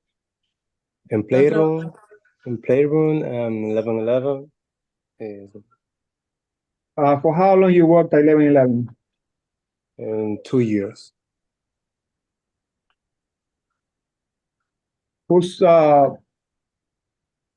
I have other questions. Joel, Is it gonna be the same management group or as Made in Mexico, or are they switching the management? And who's gonna be handling the alcohol? ¿Quién va a estar manteniendo el alcohol y quién va a estar manejando el grupo? ¿Hace el mismo grupo de Made in Mexico o es completamente diferente? No, it's different, completamente diferente. This is mi negocio. so, Roberto, you have full ownership on this establishment, right? It's all yours? You don't have any associates? Que si tú eres el único dueño y no tienes socio. Sí, yo soy el único dueño. He Porque didn't algo, Aurelia, he didn't answer Joel's question of who's gonna be handling the liquor. ¿Quién va a bregar con el licor? ¿Quién va a estar atendiendo, tú sabes, comprando, revisando, atendiendo el alcohol? yo, Okay, he is. Are you fully licensed? to serve alcohol. You mean ATAP certified? Yes, yes. ¿Tú tienes la certificación de entrenamiento de alcohol? El ATAP certification. La estoy cogiendo. Me estoy He's entrenando para taking eso. it now. He's getting ATAP certified now. So who else will be handling alcohol there? Because you're not gonna be there based on the hours, from 8 a.m. to 4 a.m. ¿Quién más va a estar trabajando contigo ahí que va a AM manejar el to alcohol? 4 a.m. Porque No el empleado horario más. es largo. El horario es largo. ¿Quién más va a trabajar contigo? ¿Va a tener un supervisor? ¿Va a tener un manager? Y tenemos quiero tener 2 turnos, por lo menos, de empleado. Por lo menos yo entro, hago 6 horas y el otro turno de 6 horas más. So tú vas a trabajar de la noche y ellos van a trabar la mayoría de la Exactamente. mañana. So Sí. he's gonna have two tours. I say tours, no, two work shifts. He's gonna have one from the morning shift and one in the evening, and he's gonna be working the afternoon and evening shifts. Aurelia, this establishment isn't open yet, right? No, we can't. No, We're no, no. not open. No. It's under there. He's making it brand new, creating a little venue right now. Yes. What kind of food are you going to be serving there? La comida, ¿qué tipo de comida? Comida Latin fusion dominicana, así como latina, comida latina. A buen precio. Latin food, but at good prices. Wouldn't that be in conflict with 1111? ¿Tuvieran conflicto con 1111, el restaurante No. al lado? No, ningún tipo de conflicto. No. So this is Porque going to hay diferencia. come to the 500 food ruling because there are more than 2 licenses in the neighborhood. If it's within the reach, let's say even of Tabaco y Ron, which is a little bit further down, It's closed. they will serve the same food as you will, and that would not be allowed under the current SLA regulations. Tabaco y Ron is closed right now, being sold. Yeah, it's closed. They're going to open. It's closed. They're going to open. He's gonna do fusion, so I think we're gonna work on that menu to make it original and unique. Okay. Aurelia, I'm gonna be honest with you, and I know you're applying for the new liquor license, but I'm having trouble with the hours. 8 a.m. to 4 a.m. 8 a.m. to 4 a.m. You're working 20 hours a day. That's crazy. I think we could Él tiene offer, problema con el horario de las 8 de la mañana hasta las 4 de la mañana. Tú puedes I think we bajar could un do- poco ese horario Sí, porque se no tiene puede, sí, sentido. se puede modificar los Yeah, horarios, claro. Committee is now going to entertain some ideas about hours. we could do the Joel. same thing, Ellos Sunday, te van a dar una idea de hora. Espérate un minuto. Ok. 2 a.m., and then Thursday, Friday, Saturday, 4 a.m. Yeah, but not opening at 8 a.m. Oh, that's No abriendo a las 8, un poquito más tarde, y 2 de la mañana los días de la semana y los weekends a las 4 de la mañana. ¿Tú estás ok. bien con eso? Sí, está bien. Para empezar, y si tú sabes, después si eso no funciona, he said he's fine with that. So to let me start. review the hours of operations. Joel, you indicated Sunday through Wednesday, 2 a.m. just give me 1 second, Sunday through Wednesday. Wednesday until 2 a.m., right? Yeah, and then Thursday, Friday, Saturday till 4 a.m. Jueves a sábado hasta las 4 y de domingo a miércoles hasta las 2 de la mañana. Es justo. Sí, está bien. Okay, I'm going to recommend 4 steps. Va a First, recomendar 4 estipulaciones contigo. the good neighbor sign. Un sign de buenos vecinos.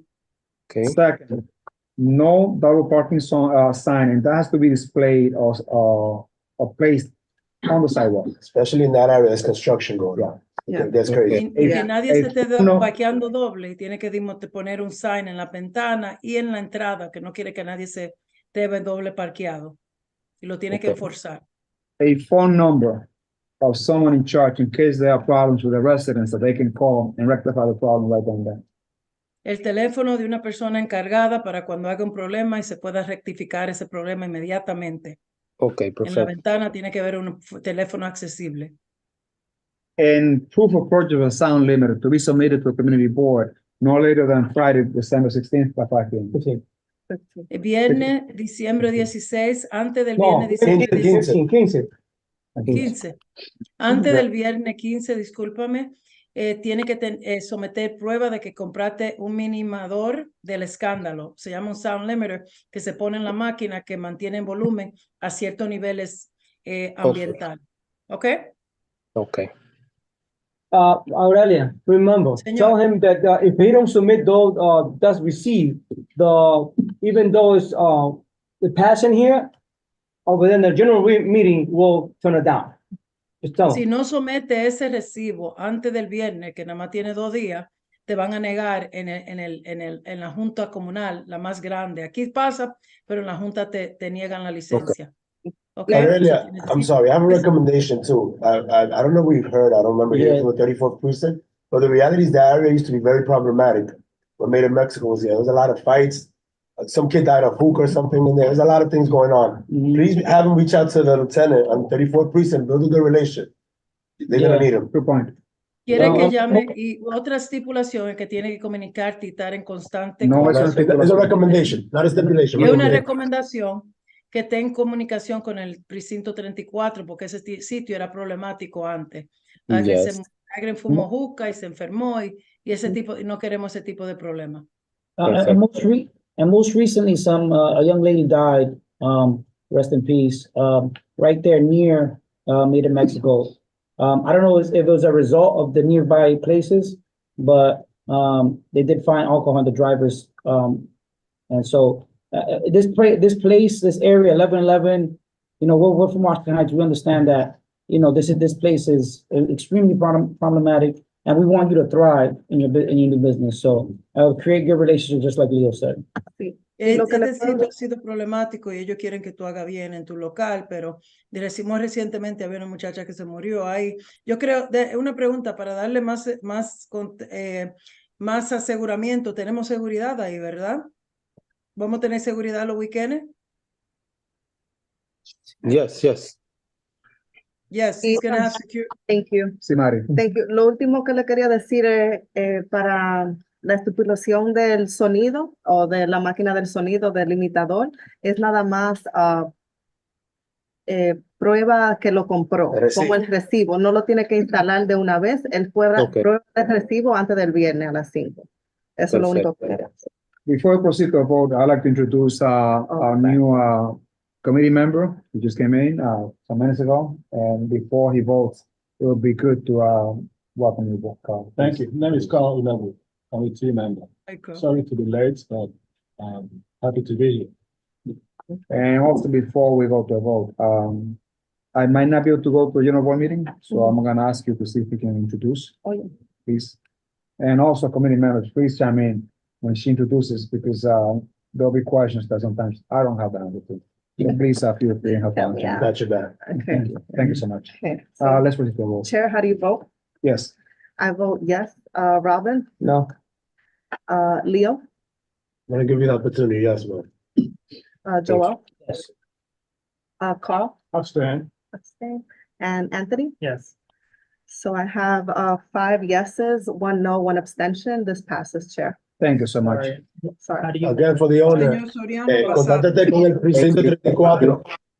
El owner, contáctate con el precinto 34 y forma esa relación que lo va a necesitar. Thank you so much. Thank you.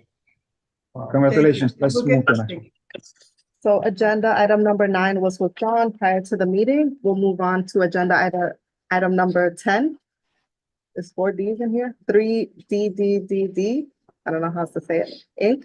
Doing business as Taboga Room, located at 421 West, 202nd Street, between 10th Avenue and 9th Avenue. Is there a representative present for the establishment? Yes, Frankie Cruz, owner. Welcome, Frankie. Hi, Frankie. How are you? How you doing, Isidro? Good, good. Frankie, so this a current license they're already operating. The question that I have for you is why are you here? Because I know for a fact that there's a liquor license there. Yeah. Well, yeah, I have the, I'm sorry. Could you guys hear me? I'm not sure if these headphones actually work. Okay. So I'm currently running under the temporary liquor license. So in the process of submitting my application for the permanent, again, I'm doing all my paperwork myself. I managed to put under applicant my name as opposed to the corporation name.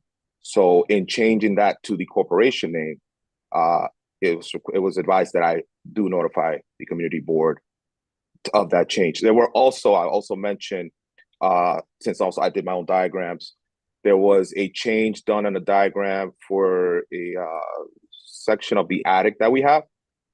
It was just to label it as the attic. So Okay. these are minor changes. So there is, you adding, space, to a license, right? But we don't have a I'm not copy adding, of. no, I'm sorry, it's not adding space. That the paperwork that you initially received, it had that space already there.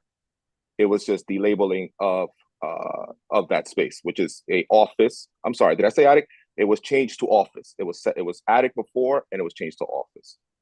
Along with also, like I said, the applicant name was my name. It's now the actual corporation name. I see it. So, Yeah. so you're changing, the space from attic, to office. That space right there. Okay, did we receive that? Because I don't have that Yeah. package. Are you I have looking it. at, Do you have it? are you looking at the other toboggan? There's like two toboggans. So there's one that it was drawn and there's one. Okay, established. after. So there's two, there is two. Okay. There's two applications. So, but it's the same one, right? It's the same one. The original one, he has submitted with his name. So the second one, All right. his actual business name. And then the second one also has that space that he's mentioning as office. The first one, he wrote attic. Okay. Since he's doing his own paperwork. Before we move on, I'd like to hear the Pinot 34 precinct, Lieutenant? Should be the one with 3D. Yeah, four. Yeah, this is the next. I'd like to hear the Pinot 34 precinct. Is the lieutenant there? Yeah. I'm here, no objections. No objection to 34 precinct. Okay. So in essence, we approved, I didn't receive a Yeah, copy we don't of, have the license. I don't see a menu or floor plan either. Yeah, I don't have the floor plan, but I don't have see a copy of the menu. We got mixed up. So I don't know if, the office received a copy of the menu. Can you, is there any way he can forward us Frankie, can you forward us the email? Before we do that, Yeah, sorry, Frank. and I think that, we gotta be careful because, consistently, we have requested that information be submitted to the board. Yeah.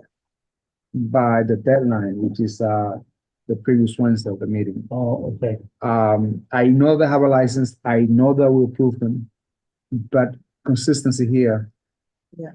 I think is but did he say that he did submit it by the deadline and we just didn't get it in the Because packet? previously we've had, an applicant. an applicant that we did receive it, we just didn't have it in our email. Frankie, did you submit a copy of, the menu and the floor plan?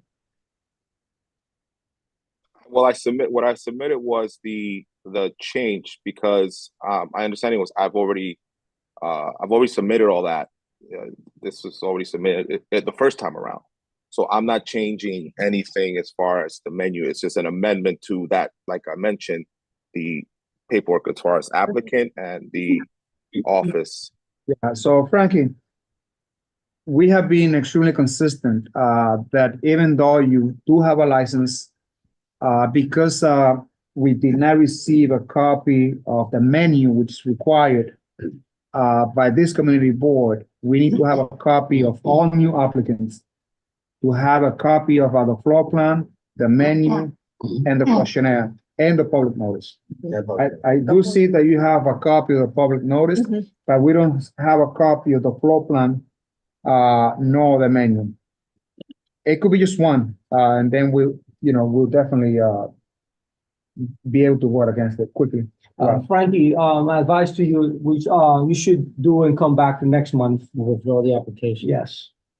And then, submit all the paperwork and then, we'll take it from there. Okay. Okay. Okay, so thank you, Frankie. This application will be withdrawn. I will be noted on the record that, no punitive action will be taken by this community board until Frankie and, Tawa come back up to this community board. On that note, let's proceed to the next one. Thank you, Frankie. Thank So you. agenda- Thank you. Thank you, Frankie. Agenda item number 11 was withdrawn, so we'll move over to agenda item number 12. Anchored 427 Hall Court, doing business as Sins, located at 4470 Broadway, stores 4 and 5, located on Fairview Avenue and West 192nd Street. Is there a representative present for the establishment? If so, please state your name. Hey, Aurelia. Aurelia Tavares for Anchored 427. 427 Hall Court. Do you have the representatives, Aurelia? Do we I'm have, the representative, yes, do we have the owner on board? yes. Can you please, have them introduce themselves? Shara, Hi, can you introduce everybody. yourself? Yes, hi, I'm Shari Nadine Barra, owner of Anchor 427 Hall, operating at, well, DBA since. Excellent. Thank you, Aurelia. On that note, I see that, they submitted a copy of the public notice, copy of the menu, copy of the floor plan, and before I proceed, Aurelia, is this accessible, from the first floor? Quick question, quick answer, yes, no? Aurelia, is this, It's floor 4 and 5, yes. so you're saying that it's accessible? Shara, it's accessible from the first floor, correct? Yes, it's ground level. No, do you know what we mean by accessible? Handicap equipped. Yes. No, there's no steps. There are no steps, coming to establishment? No, there are no steps and both entrances are ADA accessible, yes. That's right next to the spa, right? So the current spa is there? Correct, yes. So for the purpose of the precinct to know that this establishment has a capacity of 74, they're going to have 9 tables, 72 seats. There will be no bar stools. The method of operation includes a DJ, recorded music, karaoke, and live music. The hours of operations, 10 a.m. to 4 a.m. on Fridays and Saturdays. The rest of the days from 10 a.m. to 1 a.m. based on schedules. Let's first go through the opinion of 34th precinct unless there are any comments from residents. Seeing none. Lieutenant, what's the opinion of the 34th precinct? No objections. No objection by 34th precinct. So let's ask the usual questions to the new owners. I just have, go ahead. No, Chair. please. Is it the same establishment as, well, not the same location as Buddha? No, this Buddha used bar? to be, no, on one side it used to be a tattoo parlor and on the other side it was scheduled to open up as a pizza shop, but it never did. It's where the spa is, Jim. Yeah. So Sherry, so you're applying for a full liquor license, correct? Yes. Catering license, okay. So let me ask the question. What's your experience as far as alcohol handling? Yeah, so I've been working as restaurant manager part-time over at a Mexican restaurant down in the Upper West Side, Rincon Mexicano, DBA Pico de Gallo. Where's that located? Amsterdam. Let me get you the exact address right now. 83rd Street in Amsterdam. How many years you have? For how many years you've been working there? I want to say almost 14 months now. So about a year and a half.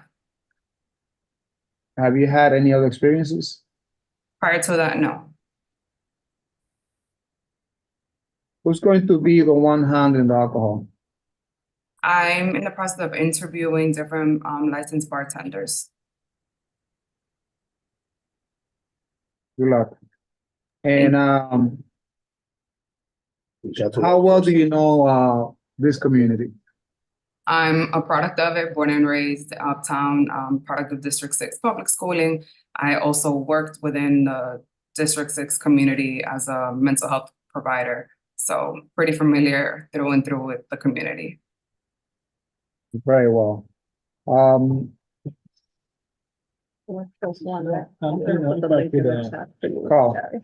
So how long have you been open here, present on this location?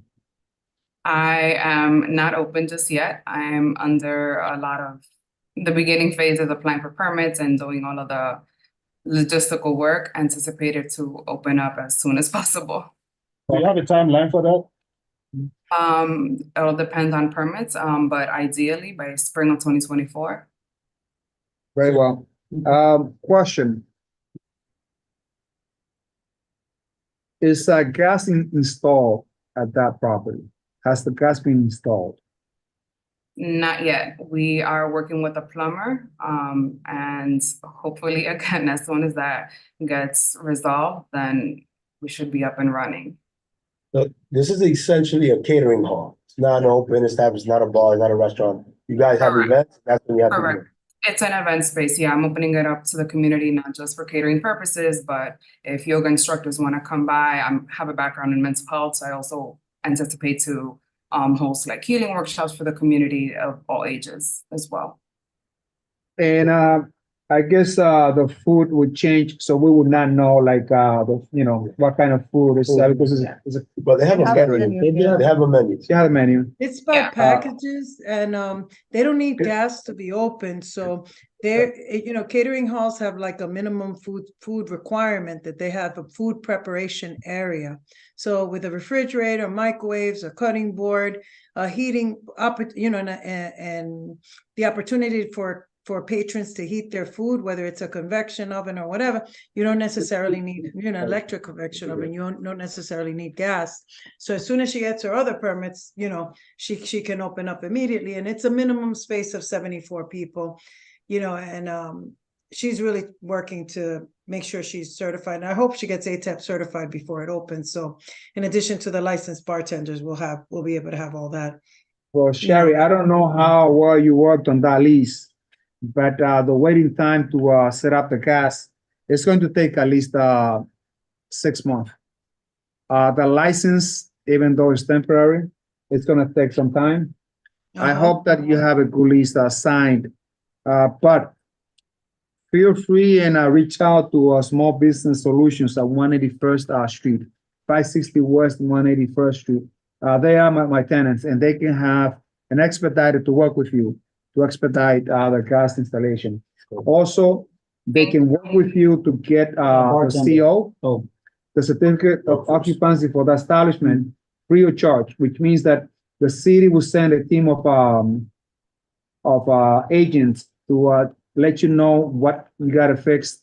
And then when they do come to do a real inspection, you're going to pass it because they are the one practically doing the staying services. Yeah, it's called the Small Business Express team, is our best. It's the expediters. Yeah, the expediters, they come in, they let you know what licenses you need and how fast they can get it for you. Also, in that same building is Workforce One. Yeah. So that bartender that you need, you can also get assistance there as well. I put the Workforce One link in the chat. Yeah, so there's already the link to Workforce One, but they are like at a different building. They are 506, we are 560. Oh, I thought they were in the same. No, they're my tenants. Okay. Yeah. Jerry, I just want to commend you. We don't have a lot of catering halls in our neighborhood. Yeah. So it brings something, and the prices, from what I saw, look very reasonable. So good luck. I fully support you. Thank you. I appreciate it. And I hope to welcome you all sooner rather than later. One last question. Yes, Carl. You've been, you said you have like 14 months experience with this kind of work. Are you confident that you can actively and properly get involved in this new line of work with that kind of background? Absolutely. I've been exposed to an array of different skill sets within the restaurant business, plus working in schools and just being within the community, and a lot of the skills are pretty transferable. So I'm confident, yes. And she has a mental health background. She's probably gonna need it with a. Oh, yes. I think she's gonna be. Very well. On that note, I have personally no issues with the hours, but I do still insist on some steps, and they are a good neighbor sign, a phone number in case of emergency, no double parking sign, because that area needs, That's a big some one. assistance with our parking problem. big one, yeah. So no double parking sign to be, laid on top of the sidewalk. And, Aurelia, proof of purchase is unlimited. No later than So by December. Friday, 15th. you need a sound limiter. Sherry, and one last recommendation and advice. There's a couple parking lots nearby, one around the corner and one further down. Talk to them. Break the deal with them. I'm You two don't need- steps ahead of you. Yeah, we've already started those conversations to get a negotiated price for our There's a customers. third one too, between Broadway and Fairview. Yeah, further. There you go. So you have a lot of choices there. On that, no, let's proceed to a vote. Yes. All right, Sherry, Thanks thank so you. much. Let's, Chair, how do you vote? yes. I vote yes. Robin, Definitely yes. Leo, Yeah, that's a yes. Joel, Yes. Carl, Yeah. and Anthony. Yes. So that's 7 yeses, Chair. Thank you so Thank much. you, everyone. Aurelia. Have a great Congrats evening. to you and Sherry. Sherry, whatever the community report can do to help, feel free to reach out to our board directly. We welcome your business and we hope that you prosper. Good night. Thank you. I appreciate you all. Have a good evening. So we'll move on to agenda item number 13, Gallego Seafood 2 Corp., located at 518 West 207th Street between Sherman Avenue and Post Avenue. Is there a representative present for the establishment? Please Yes, say good your name. evening. My name is Ada Laporte. And what are you, what's your relation to the establishment? Are you the owner or representative? Just a representative. I'm the one doing the application. Thank you. Sorry. Yes, go ahead. No, just a little nervous. This is my first time coming here. Oh, look, we don't give out breaks here. So you're under the gun. No, you most friends here. Don't be nervous. We try to help our businesses, but we're going to ask tough questions. So don't worry, you're most friends. Okay. So committee members, based on the package that I received here, I understand that this is already a running establishment, if I'm not mistaken.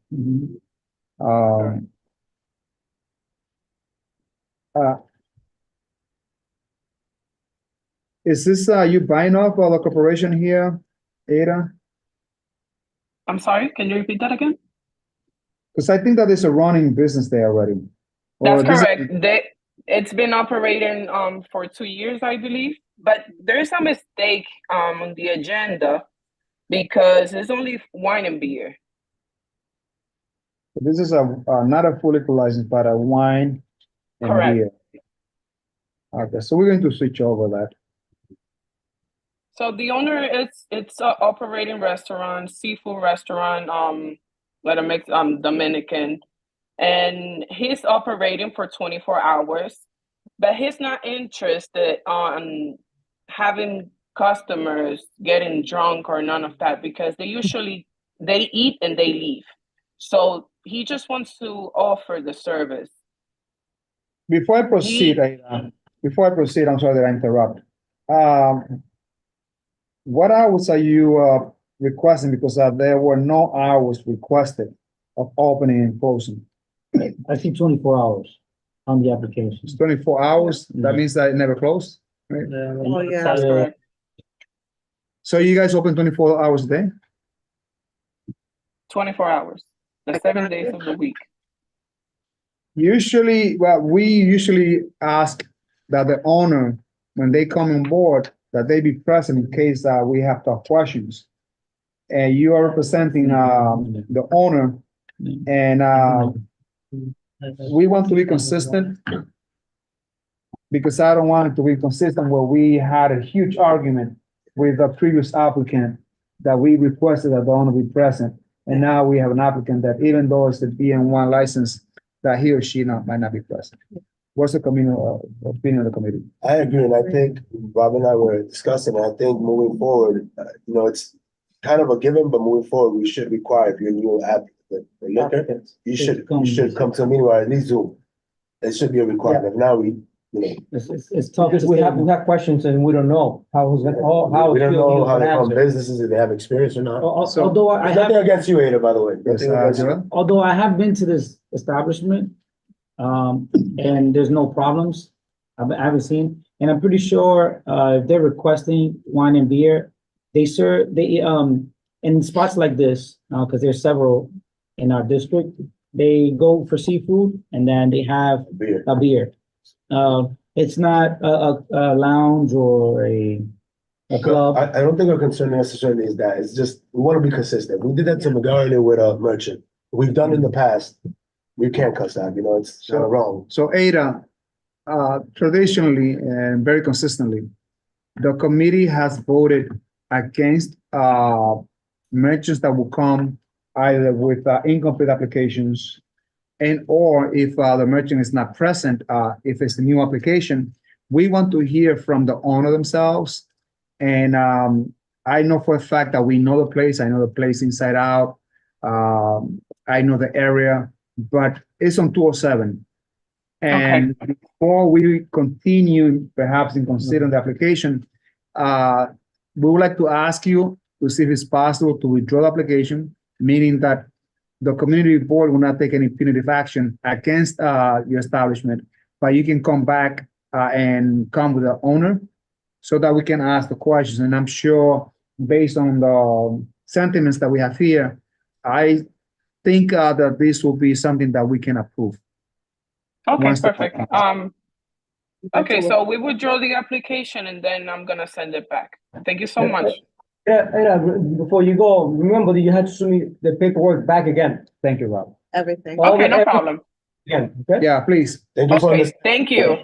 Thank you. Was that like bad or you felt comfortable? Ada. I feel comfortable. Thank you so much. Have a good day. Thank you. Thank you so much. You have a good night. So we'll move on to our last on-premise liquor license here, agenda item number 14, Grand Luna Restaurant Corp., located at 565 West 207th. They don't have them in person. Well, It's possible I can give you something for you to know about me. Sure, man, any gifts are appreciated.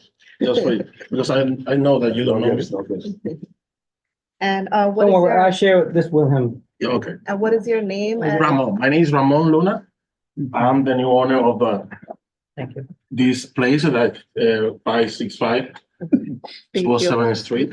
You can check. You can prepare, man. Yeah. And I find that the opportunity for be owner, the small business. I running a lot of restaurants, hotels in other countries, and in here in New York, United States, in New Jersey too.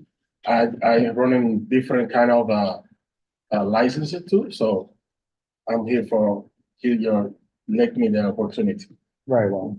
Thank you. So this is an application for full liquor license coming from Grand Luna Corporation at 565 West 207th Street. Based on the application, I see that they submitted a floor plan. They also submitted a copy of the public notice, a copy of the menu, and of course, a copy of the questionnaire. Based on what we have here, this is a complete application. And for the purpose of the precinct, Lieutenant, this establishment has a capacity of 74. They're going to have 15 tables with 60 chairs. The hours of operation that they're requesting is 4 p.m. until 4 a.m. on a daily basis. The method of operation that they're requesting is a DJ, recorded music, karaoke, and no live music. They have indicated a space has been properly sampled. And on that note, tell us a little bit about your background. You said that you have worked in different places here. Yes. Where have you worked at? I worked before in for the brand Mama Juana Cafe. by the Mama river. Juana, okay. Yes, Just one that's second. located in Edgewater. Edgewater. Edgewater, yeah. And for how long you worked there? 2 years ago, 2 years. 2 years, okay. Yeah. And where else? And I working in Newark, Marbella, Restaurant Marbella. I do a consulting there with them. I working with them for 1 year too. 1 year? Yeah. Where else? And I started in Manhattan when I meet the neighborhood. It was in La Casa de Mofongo. I opened in this restaurant. Casa Mofongo, 207, 204, 207, 207. Casa Mofongo. Yeah, I opened in this place. For how long you worked there? 2 years. Okay. Yeah. So I know the neighborhood. I know that they're running the business, and I have my small company to consulting too, and I help the small business to roll out the sales, improve the service.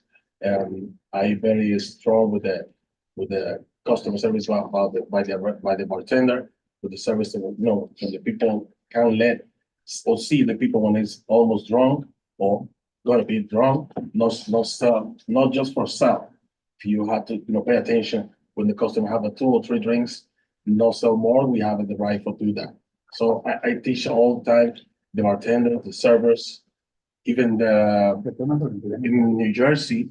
They request that all the staff by the individual have the liquor license personally. So that's the experience that I have.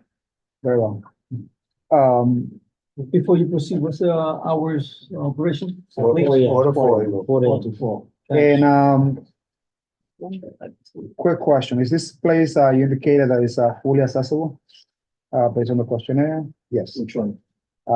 Your establishment. Say again the question? That the place is accessible. Yes, the handicap, yes. Definitely. Let's go proceed with Lieutenant from 34th Precinct. Lieutenant, what is the opinion of 34th Precinct? No objections. No objection by 34. I have a question.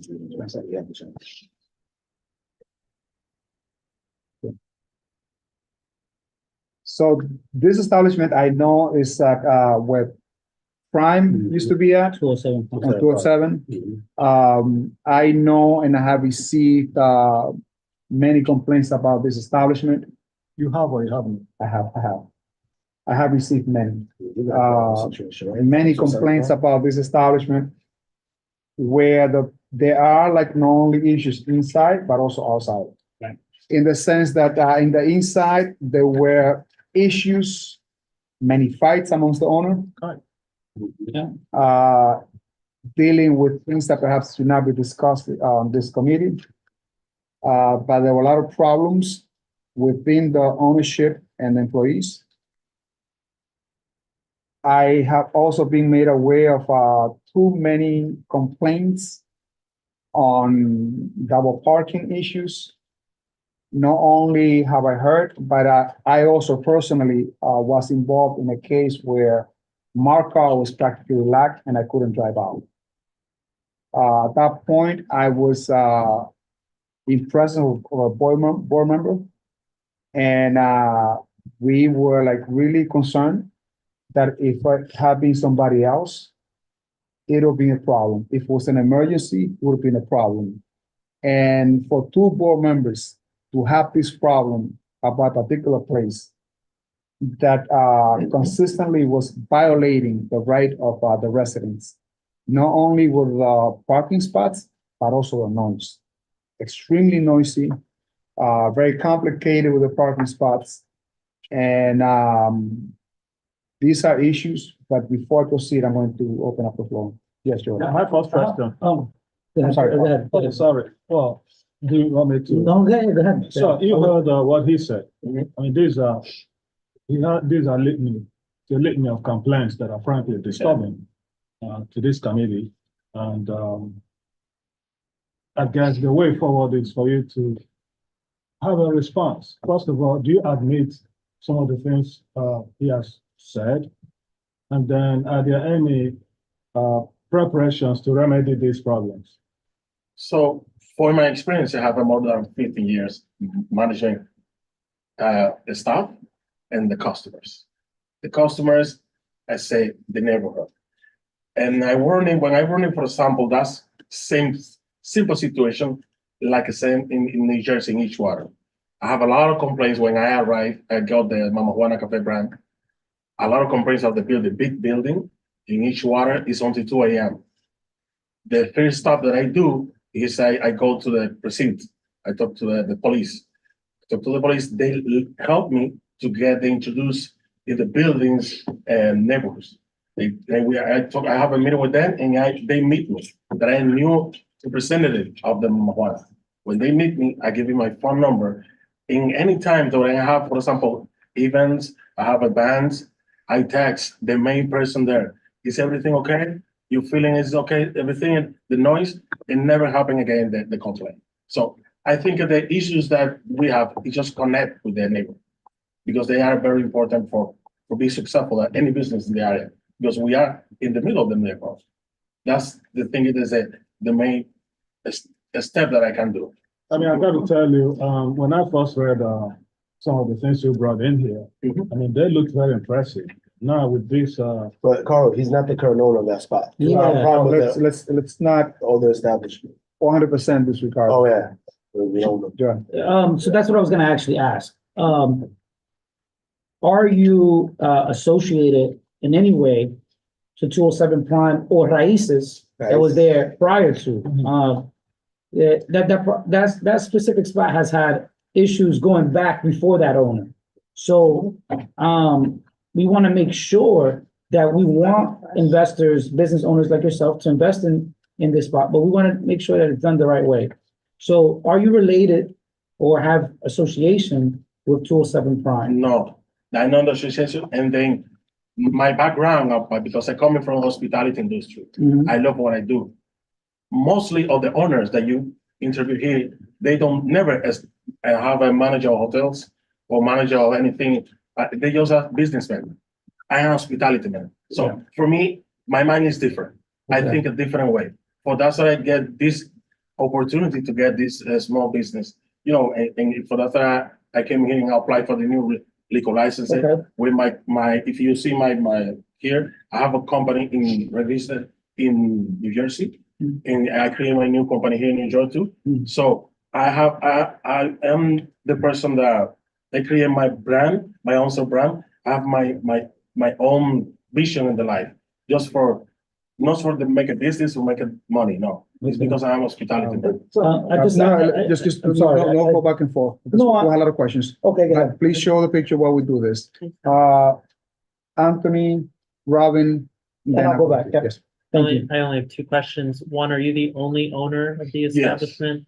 And two, are you retaining any of the employees from 207 Prime? No, because I have some steps difference, and they make a lot of mistake and hire wrong people. It's not the same. Thank you. Thanks. Robin. The same question when I was about to ask, Anthony, thank you for asking the question. Just have no further question. Yes, John.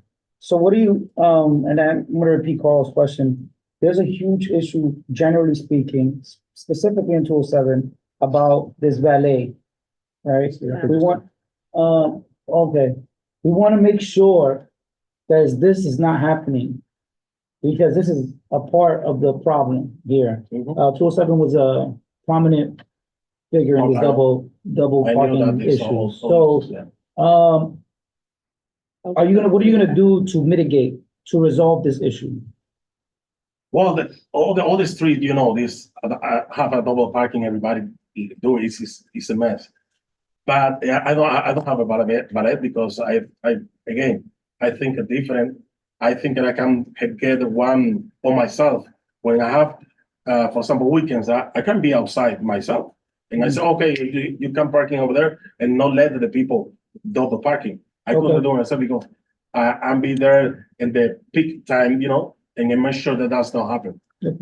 Come on. Okay, go ahead. Sure, I'm sorry to jump. And in order to stay consistent, I saw that you have your closing days to 4 a.m.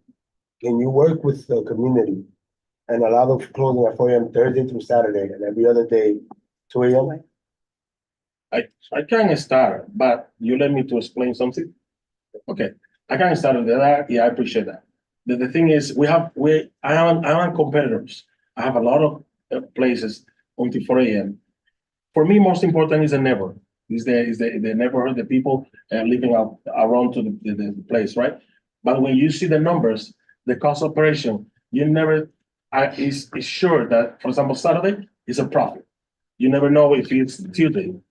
That's I want you to think about that because I am the man of the numbers and I see that the performance of the time maybe changes. And that's why we're recommending for Thursday, Friday, Saturday to 4, the other weekdays to 2. I think he lives in the area. He brought it up multiple times, and we're also working people. It gets a little hectic. We have all days to 4. So Robin, and then there are some comments from residents here also complaining about this particular establishment as having too many fights. And with the valet parking, so there are concerns. Robin. Ramon, exactly what you said, we don't know what day will be the profit, but in this case, we need to work the hours because like he said, like the gentleman here said too, we here for the community, we're here for you guys, to support you guys, but taking some considerations, a lot of elderly people live around the neighborhood, and not even the elderly, but people who work 7 days a week, school, et cetera, et cetera, et cetera. So we've been dealing with the hours right now, and we want the hours to be, like Leo said, and I supported Sunday to Thursday into 2 a.m. and Sunday to Wednesday to 2 a.m. and Thursday to Saturday to 4 a.m. Yeah. So because we want to work with you, but also we want to work with us. Let me hear from the resident first. I don't know, I'm hearing that you're gonna be a business owner. I appreciate the committee and the people that they're from Washington Heights and they're ingrained in what's going on. I do think, like what you said with the valet parking, it causes a lot of problems. Yes. It's undue necessary for the police to step in at time. And when you show the picture of the 275, yes, the previous owners, I'm familiar with how much problems they have before. Yeah. I just have one last thing to say. Before, to work with the residents and whatnot, the one thing you can tap down is double parking. So you're indicating because obviously the double parking issues, right? With the honk, it brings an array of problems from the horns to the alarms to the people coming out. It's ridiculous because people come out a little blasted and they'll start yelling and screaming on the streets. And I've seen police sweep up and down. And I know they can't be everywhere. Okay, I'm going to recognize the last resident. I'm going to have a comment. Then you have a comment. You have a comment. Yes. Make it short. So, like you said, the rent being raised when Barack Obama was the president. You have to keep in consideration to be a bartender, you need to be able to pay your rent. To be a full-time bartender, you need to pay rent. Right now, that's not possible. So moving forward, New York is the city that you said is not a city. It does say that. So if you want to do that, you have to change your customs. So I don't want to get off topic, I'll try to be fast. Thing is like immigration, we're not a country of immigration.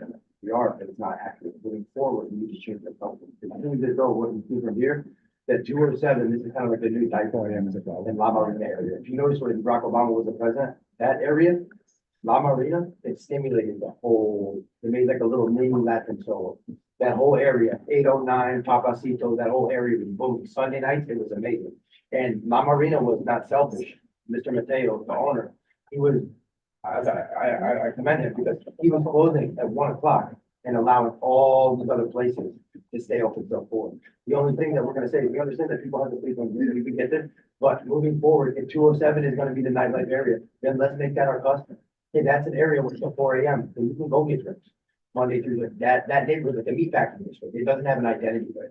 So Dykeman's not really the area. It looks as though 207 is the new area. Is that gonna be our custom for a nightlife now? Which is fine, because you need it, you can't create an industry where you create this nightlife industry, drop them on, and then destroy it. With the liberties right now, with the liberties, creating this massive industry of all these jobs, and then now you're pulling it out from under them, you understand? So now all these people are bartenders, all these people are busboys. I know it might seem like 1 or 2 hours, and I understand that people have to work, But like I said, New York's the city, that's the state, right? So if you've gone to do that, you're gonna change your custom and identify that. But it seems as though the direction I think they're gonna move is that 207 in this area, it's kind of like the nightlife area. Is that gonna be the new corridor uptown? Thank you, Ron. Thank you. I appreciate that. So Thank you. the question was asked before, Ramon, about if you have, if there was any connection to the previous owner. No, The question was asked and you answered no. The follow-up question that I have on that is, have you worked there before? Yes, So for how long you worked there? I do. When they started and almost finished the pandemic, I do consulted with them for create those establishment. When I leave, I leave them, they running his business. And I come back in the first time that before they close it, I come back and I do as a manager for like 6 months. But I find some contract in New Jersey with another places and I leave them again. And then I hear that happened the situation and I find the opportunity to buy the business. So you worked there also as a consultant, but you also work as a manager there for 6 months.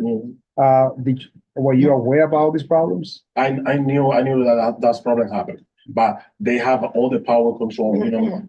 When you as a manager or consulting, they have the last word. Now I have my own word, you know, nobody can. So I say it was, who was first? He already said it. Yeah, he going first and then I'm going. Okay, so I have two recommendations for you. First, you accept our offer with the hours, so you can prove yourself that you can handle 4 AM at a. You cannot approve until the committee decides if that's going to be approved. No, that's what I'm saying. We have not approved that. Yeah, as a committee. but what I'm saying is, to take our recommendation. Right. To take our recommendation. Well, Robin. my I'm sorry, recommendation, finish? I'm sorry. No, I didn't finish. Right. And my I'm sorry. second, if you do get approved, right, just understand that, this is gonna go to the general board, right?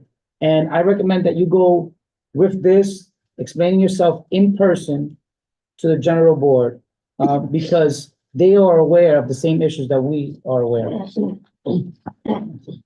well, Robin. my recommendation, I'm gonna put it on the table. 7 days a week, 2:00 in the morning. 7 o'clock. 7 days a week. 7 days a week, into 2. Okay. I can put on the table. We can go straight to vote. We can vote. So we got two, right? Actually, I would go with, Yeah, I would go with those two. yeah. The two requests, then we gotta vote. So we gotta vote. Yeah. So the idea is to vote on the first request, which was Same thing, Sunday through Wednesday, 2 a.m., Sunday through Wednesday until what? 2 a.m. 2 a.m. Sunday through Wednesday until 2 a.m. Thursday And through then Saturday, you have your regular 4 a.m. closing. through They're Saturday. trying to be uniform with the other businesses around. 4 a.m. Yeah. If you let me this opportunity, So I show you with Ramon, proof just zoom in a that second. what One we're second, talking one here. second. So the second option is Robin is 7 days a week, 2 AM into 2 AM. 2 a.m. 7 days a week. Okay. So on the first recommendation, Sunday through Wednesday until 2 a.m., then Thursdays through Saturday until 4 a.m. Please raise your hand. Yeah, for the, Yeah, I think I'm still with first recommendation. for the first one. For the first one. Okay, so we got 1, 5. Okay, so that passes. We don't need to vote on second. Okay. So the idea is to vote to close Thursdays through Saturdays, right? Until 4 a.m. Until 4 a.m. And then Sundays through Wednesday Wednesday to 2 a.m. until 2 a.m. Okay. So that's already established. Now let's consider some steps. You agree with those hours? Yes. Okay. Yes. Thank you. Robin. Because I want to show you proof that, you know. And just the questions, just to make sure that you say yes or no, it's in record. Yeah. Thank you. So steps, I recommend the good neighbor sign. Going to recommend 2 no tower parking signs. And I don't know if you know, these are like the one that the previous owner used to do for the valet parking. Yeah, 3 feet by 2 feet. Yeah. Third, a phone number That's true. of a managing charge, so in case there are problems, they can call and resolve the problem. Fourth, I don't know if we can ask for a sound limiter. It might be, sound limit Do already. you have a sound limiter there? No, I gotta buy that. Okay, So so we proof- need receipt. Proof of purchase. So you just need to, purchase the sound limiter. Okay, Send us a copy of, the receipt, okay. to the office no later than December 15th. 15. That's Right. Friday, that's this Friday. Friday. This Friday. Right before the end of the day. Before 5. Yeah. Right, Yes, If yeah, you go also ahead. need us a receipt, that means your vote is gonna be negative. right. Okay. And,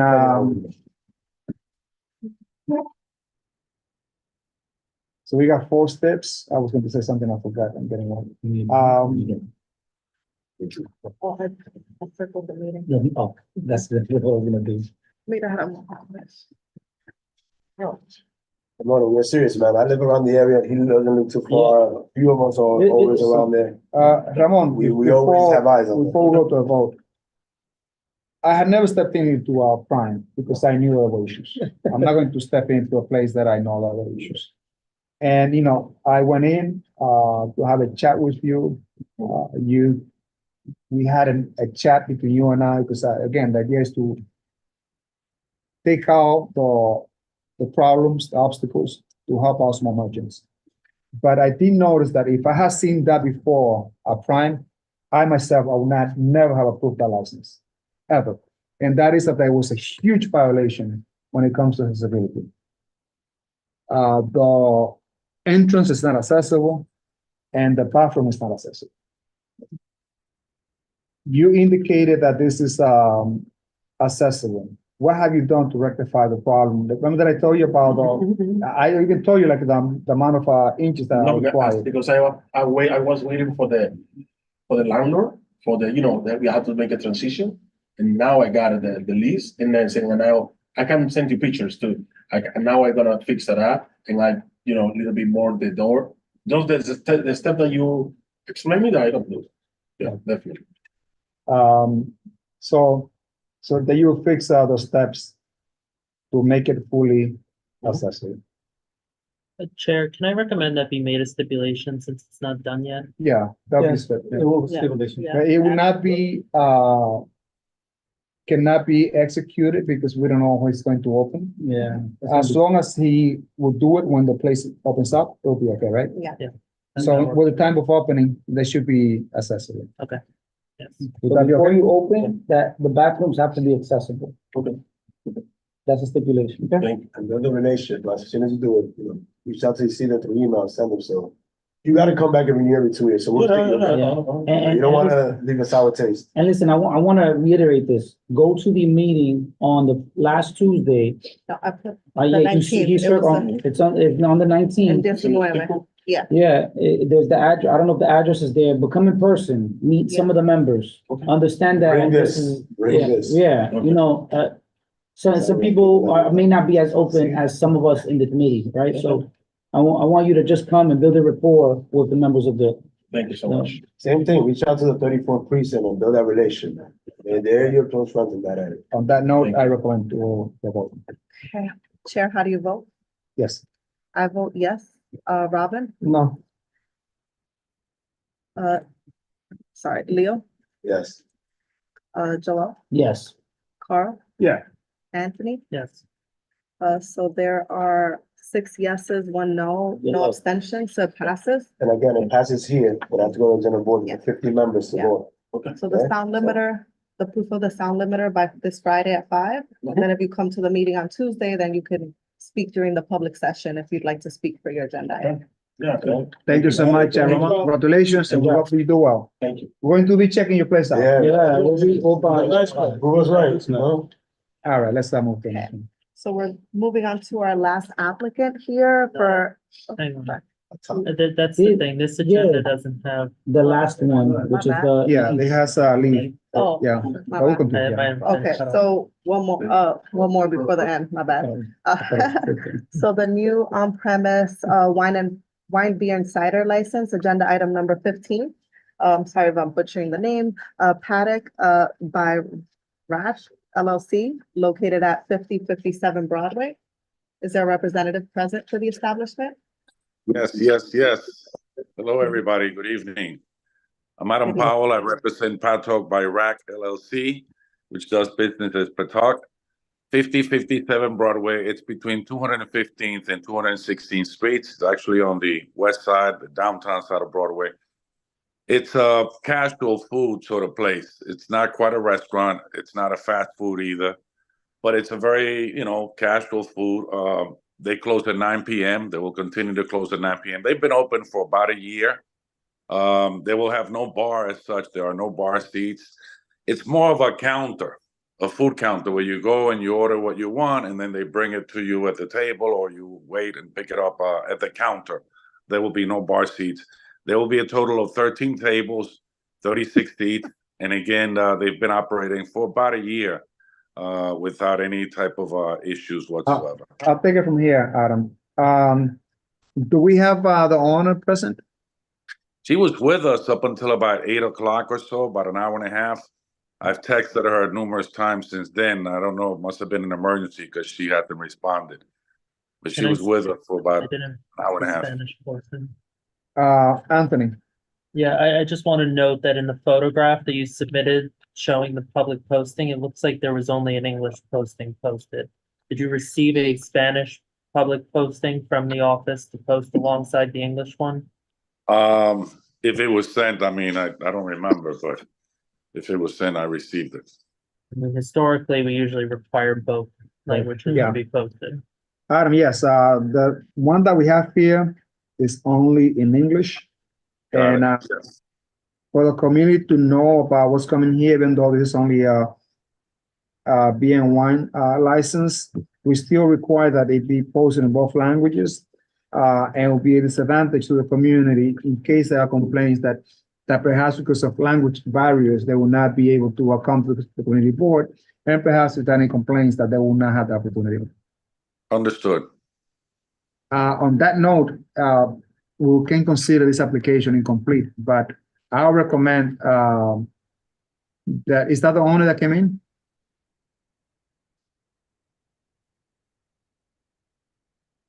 I think it For is. Paddock? Yes, she's here under my name, Hannah. Please ask about why we don't have a copy of the language, both languages in the post. Oh, that was the public what I notice? printed out was, yes. What I printed out was what was sent to me via email by the community board. The public notice. The public notice that is required by this community board was posted only in English. And the question is, why was that, and how come we don't have proof that was posted in Spanish? I'm sorry about that. Adam, we might consider this to be an incomplete application. So I'm sorry that we made you wait, but it has to be in both languages. And I would highly recommend that you withdraw this application until next month. Okay, we can withdraw it. Just be aware this application is already sent to the State Liquor Authority. It's being processed, but we'll withdraw it for tonight, and then we'll come back to you guys in early January, correct? Excellent. And please be sure to provide all the specifics that you have here. All the paperwork has to be submitted. Yes, I will do it again, but please send us again with a new date so that we can post the notice in Spanish and English. Reach out to That's the only issue, office. Hannah. We just forgot to put the Spanish one. Honestly, I didn't know that it had to be both. I thought it was one or the other. So I apologize. Apologies, please send out, call the office so I can send you both languages. And we'll see you next month. In the interest of efficiency, are there any other requirements that we have done so we won't run into this same issue? No. Just again, just as a note, keep in mind, this place again will be closing at 9 p.m. It has no bar to speak of, none whatsoever. The people will be drinking the wine and the beer at the tables. When you go to the counter, again, you just order food and liquor, but you don't drink it. There's no seating. So it's just a casual food place. We will welcome this applicant with open arms, and based on the Great. method of operation and the hours, I'm sure that at least on my end, I will vote in a positive. We're looking Great. forward to Thank seeing you. next month. Thank you for hopping back on. And apologies for the patience and the waiting time. Have a good No night. problem. Thank you. So we'll move- Okoyana, thank you. So we'll move on to our final applicant this evening for a new on-premise beer and cider license. Agenda item number 16, 7 Leaf 1 and Grill Corp. Located at 1422. Is it just? Hold on. Yeah, we don't have. Maybe 1422. Yeah, I think this it got is cut the- off. So it's here, though, I do have the information. Do we have a representative here? Well, Okay, think the it's just representative us. is not present, and as the reason we have it, we'll have to go to a vote without going to anything else. All those in favor? No, Those against? All against, right? against, Everyone yeah. against it. Yeah. So this application fails. Oh, sorry, I take that back. I cannot vote because of conflict. This is within the bid corridor. And as such, I cannot vote because of conflict. So the vote will stay at 0-6-1-0. 060. 0-6-0. And I cannot vote. motion to adjourn? Motion? Before we adjourn, Oh. can I have a new business, please? Yeah. Can I say something? Yeah, of course. We should, I mean, on my end, implement that for new licensing to be present, a representative and also the owner. No. I agree. Because, we cannot approve a license if we don't have no question to the owner. I agree. The representative can say whatever they want to say, but we want to hear the I owner. think definitely I mean, the- I don't know, guys, if you agree with that. No, I should- I'll agree with definitely the owners present, because Yes. sometimes the owners come without a rep, Exactly. but definitely the owner. Yeah. Yeah. They should come, because you know what, the reps, as well as they intend to do the job, they don't have the They answer. don't have a lot Yeah, of. they don't know. And that's why I had a rough time with one applicant. Because you've been coming to this committee for so long, and you know that place has problem. You see Prime. Yeah, yeah. Prime is a prime example Yeah. on how we should do things. right? Yes. And we've done it consistently. Yes, The guy came in, well prepared. right. He brought convincing items. He came Exactly. in willing to work with. Right, committee right. board. You had the right answer. Yeah. Originally, I was going to oppose this. Me too. I'm Yeah. serious. I said no. Me too. But the guy came in, Well he prepared. was there. He He came was there. early. Yeah. And, he took some shots. Yeah. He answered those questions. And how can I say no if you bring the sanction, You right? give us the opportunity to ask the question. For the renewal, we don't. Yeah, we the don't care renewals, about. no, right. But the For all the new new ones. ones, yes. Both New restaurant, ones, wine and liquor. Especially. Can I with, just comment on yeah. a couple things? So I think we would need to provide enough notice for all of our new applicants. I don't think we should implement this rule for, I would say, 3 months. Yeah, step by step. You know, Yeah. we send it, we talk to the officer. Yeah, I and know then- it's an expectation already, but what I'm saying is in order to document it as a requirement, we have to provide notice to the applicants Yeah. with enough runway that they That's fair. are aware of That's that. fair. Also, I also want to say this point. I know that running a business, a lot of times they're busy, right? They're in there, especially if it's new, right? So I think that we can especially places that are at 4 a.m. I think you need to be here, right? If you're at 4 a.m. Thursday to Friday, Well, I understand what you're saying, Yeah. but listen, I don't think we should filter. that's every month. The second, Wednesday, I mean, the second, Wednesday, yeah. yeah, then you have to put on the calendar that day. Yeah, I'm not gonna be working. I agree with you. Yeah, you know what If it you're is? making an investment, I'm sorry, No, go ahead. Go It's ahead. true. but if you're making an investment of hundreds of thousands of dollars, Exactly. Right, it's true. right? And for you not to come when we ourselves, we're not getting paid for this crap, right? Yeah. And we come here as volunteers Yeah, and we surrender many hours. that's true. You're not going to make a commitment to come to this community board to answer critical questions. I'm sorry, you don't have. No, it. it's You not- don't have You it. don't have my vote. And we I can't understand. filter it because I then it gets understand. I complicated. agree, I But we understand. have to stand people. Joe, stand we used to things. leave at 1 o'clock, 2 o'clock in the morning. Mm. Ask him. Thank God. Yeah. No, we time. Yes. I think it- Oh, you not show up? No. Yeah, no, I agree with you. I think well, if we're gonna implement this, I think we need to vote on it. Yes. So, the committee, for the record, is, contemplating and all those in favor? Yeah, to require Require new liquor or restaurant and wine beer. New licenses. New licenses, yeah. That they have to be present. Yeah. Yes. I agree. Please, Simari, Yeah. restate this at the Yeah. general board meeting, because if I call, it might be maybe for less than an hour. No, definitely. Because this is a need as a community. We have many issues like crime, like co-establishment, 207, indictment. If they're not going to come in. At least we're we- going to follow. No, it's not even that. Look at you. Yeah, that's what I'm saying. They got you Zoom. three. You running to get here. Yeah. They got Zoom too. And they got Zoom. Look, the resident too. You I know? want to thank you, thank all of you, especially you, mentioning your story about being so far, so you can understand what those things went on. Oh, my God. I'm not against it. It's like today. I get up at 3 a.m. in the morning. I've been Oh, up we hear since you. all that time, and I work in the hospital. And it's not easy. Not easy. Hearing honking horns, and then garbage trucks coming at 3:30, 4 in the morning.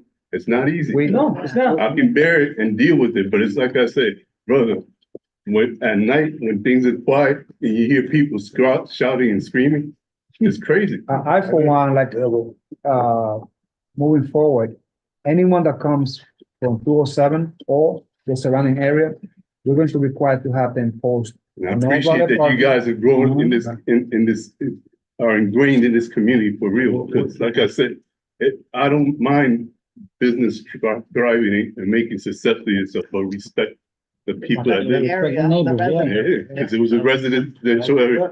Yeah. We gotta strike a balance between the businesses and the residents. Yeah. And I we try to do that, I yeah. appreciate your story, sir. Thank you so much. Yeah. You have a good one. Have a You too. blessed, okay? Safe. Appreciate it. Yes, sir. All right. Take care. Take You learned a lot. Motion to adjourn.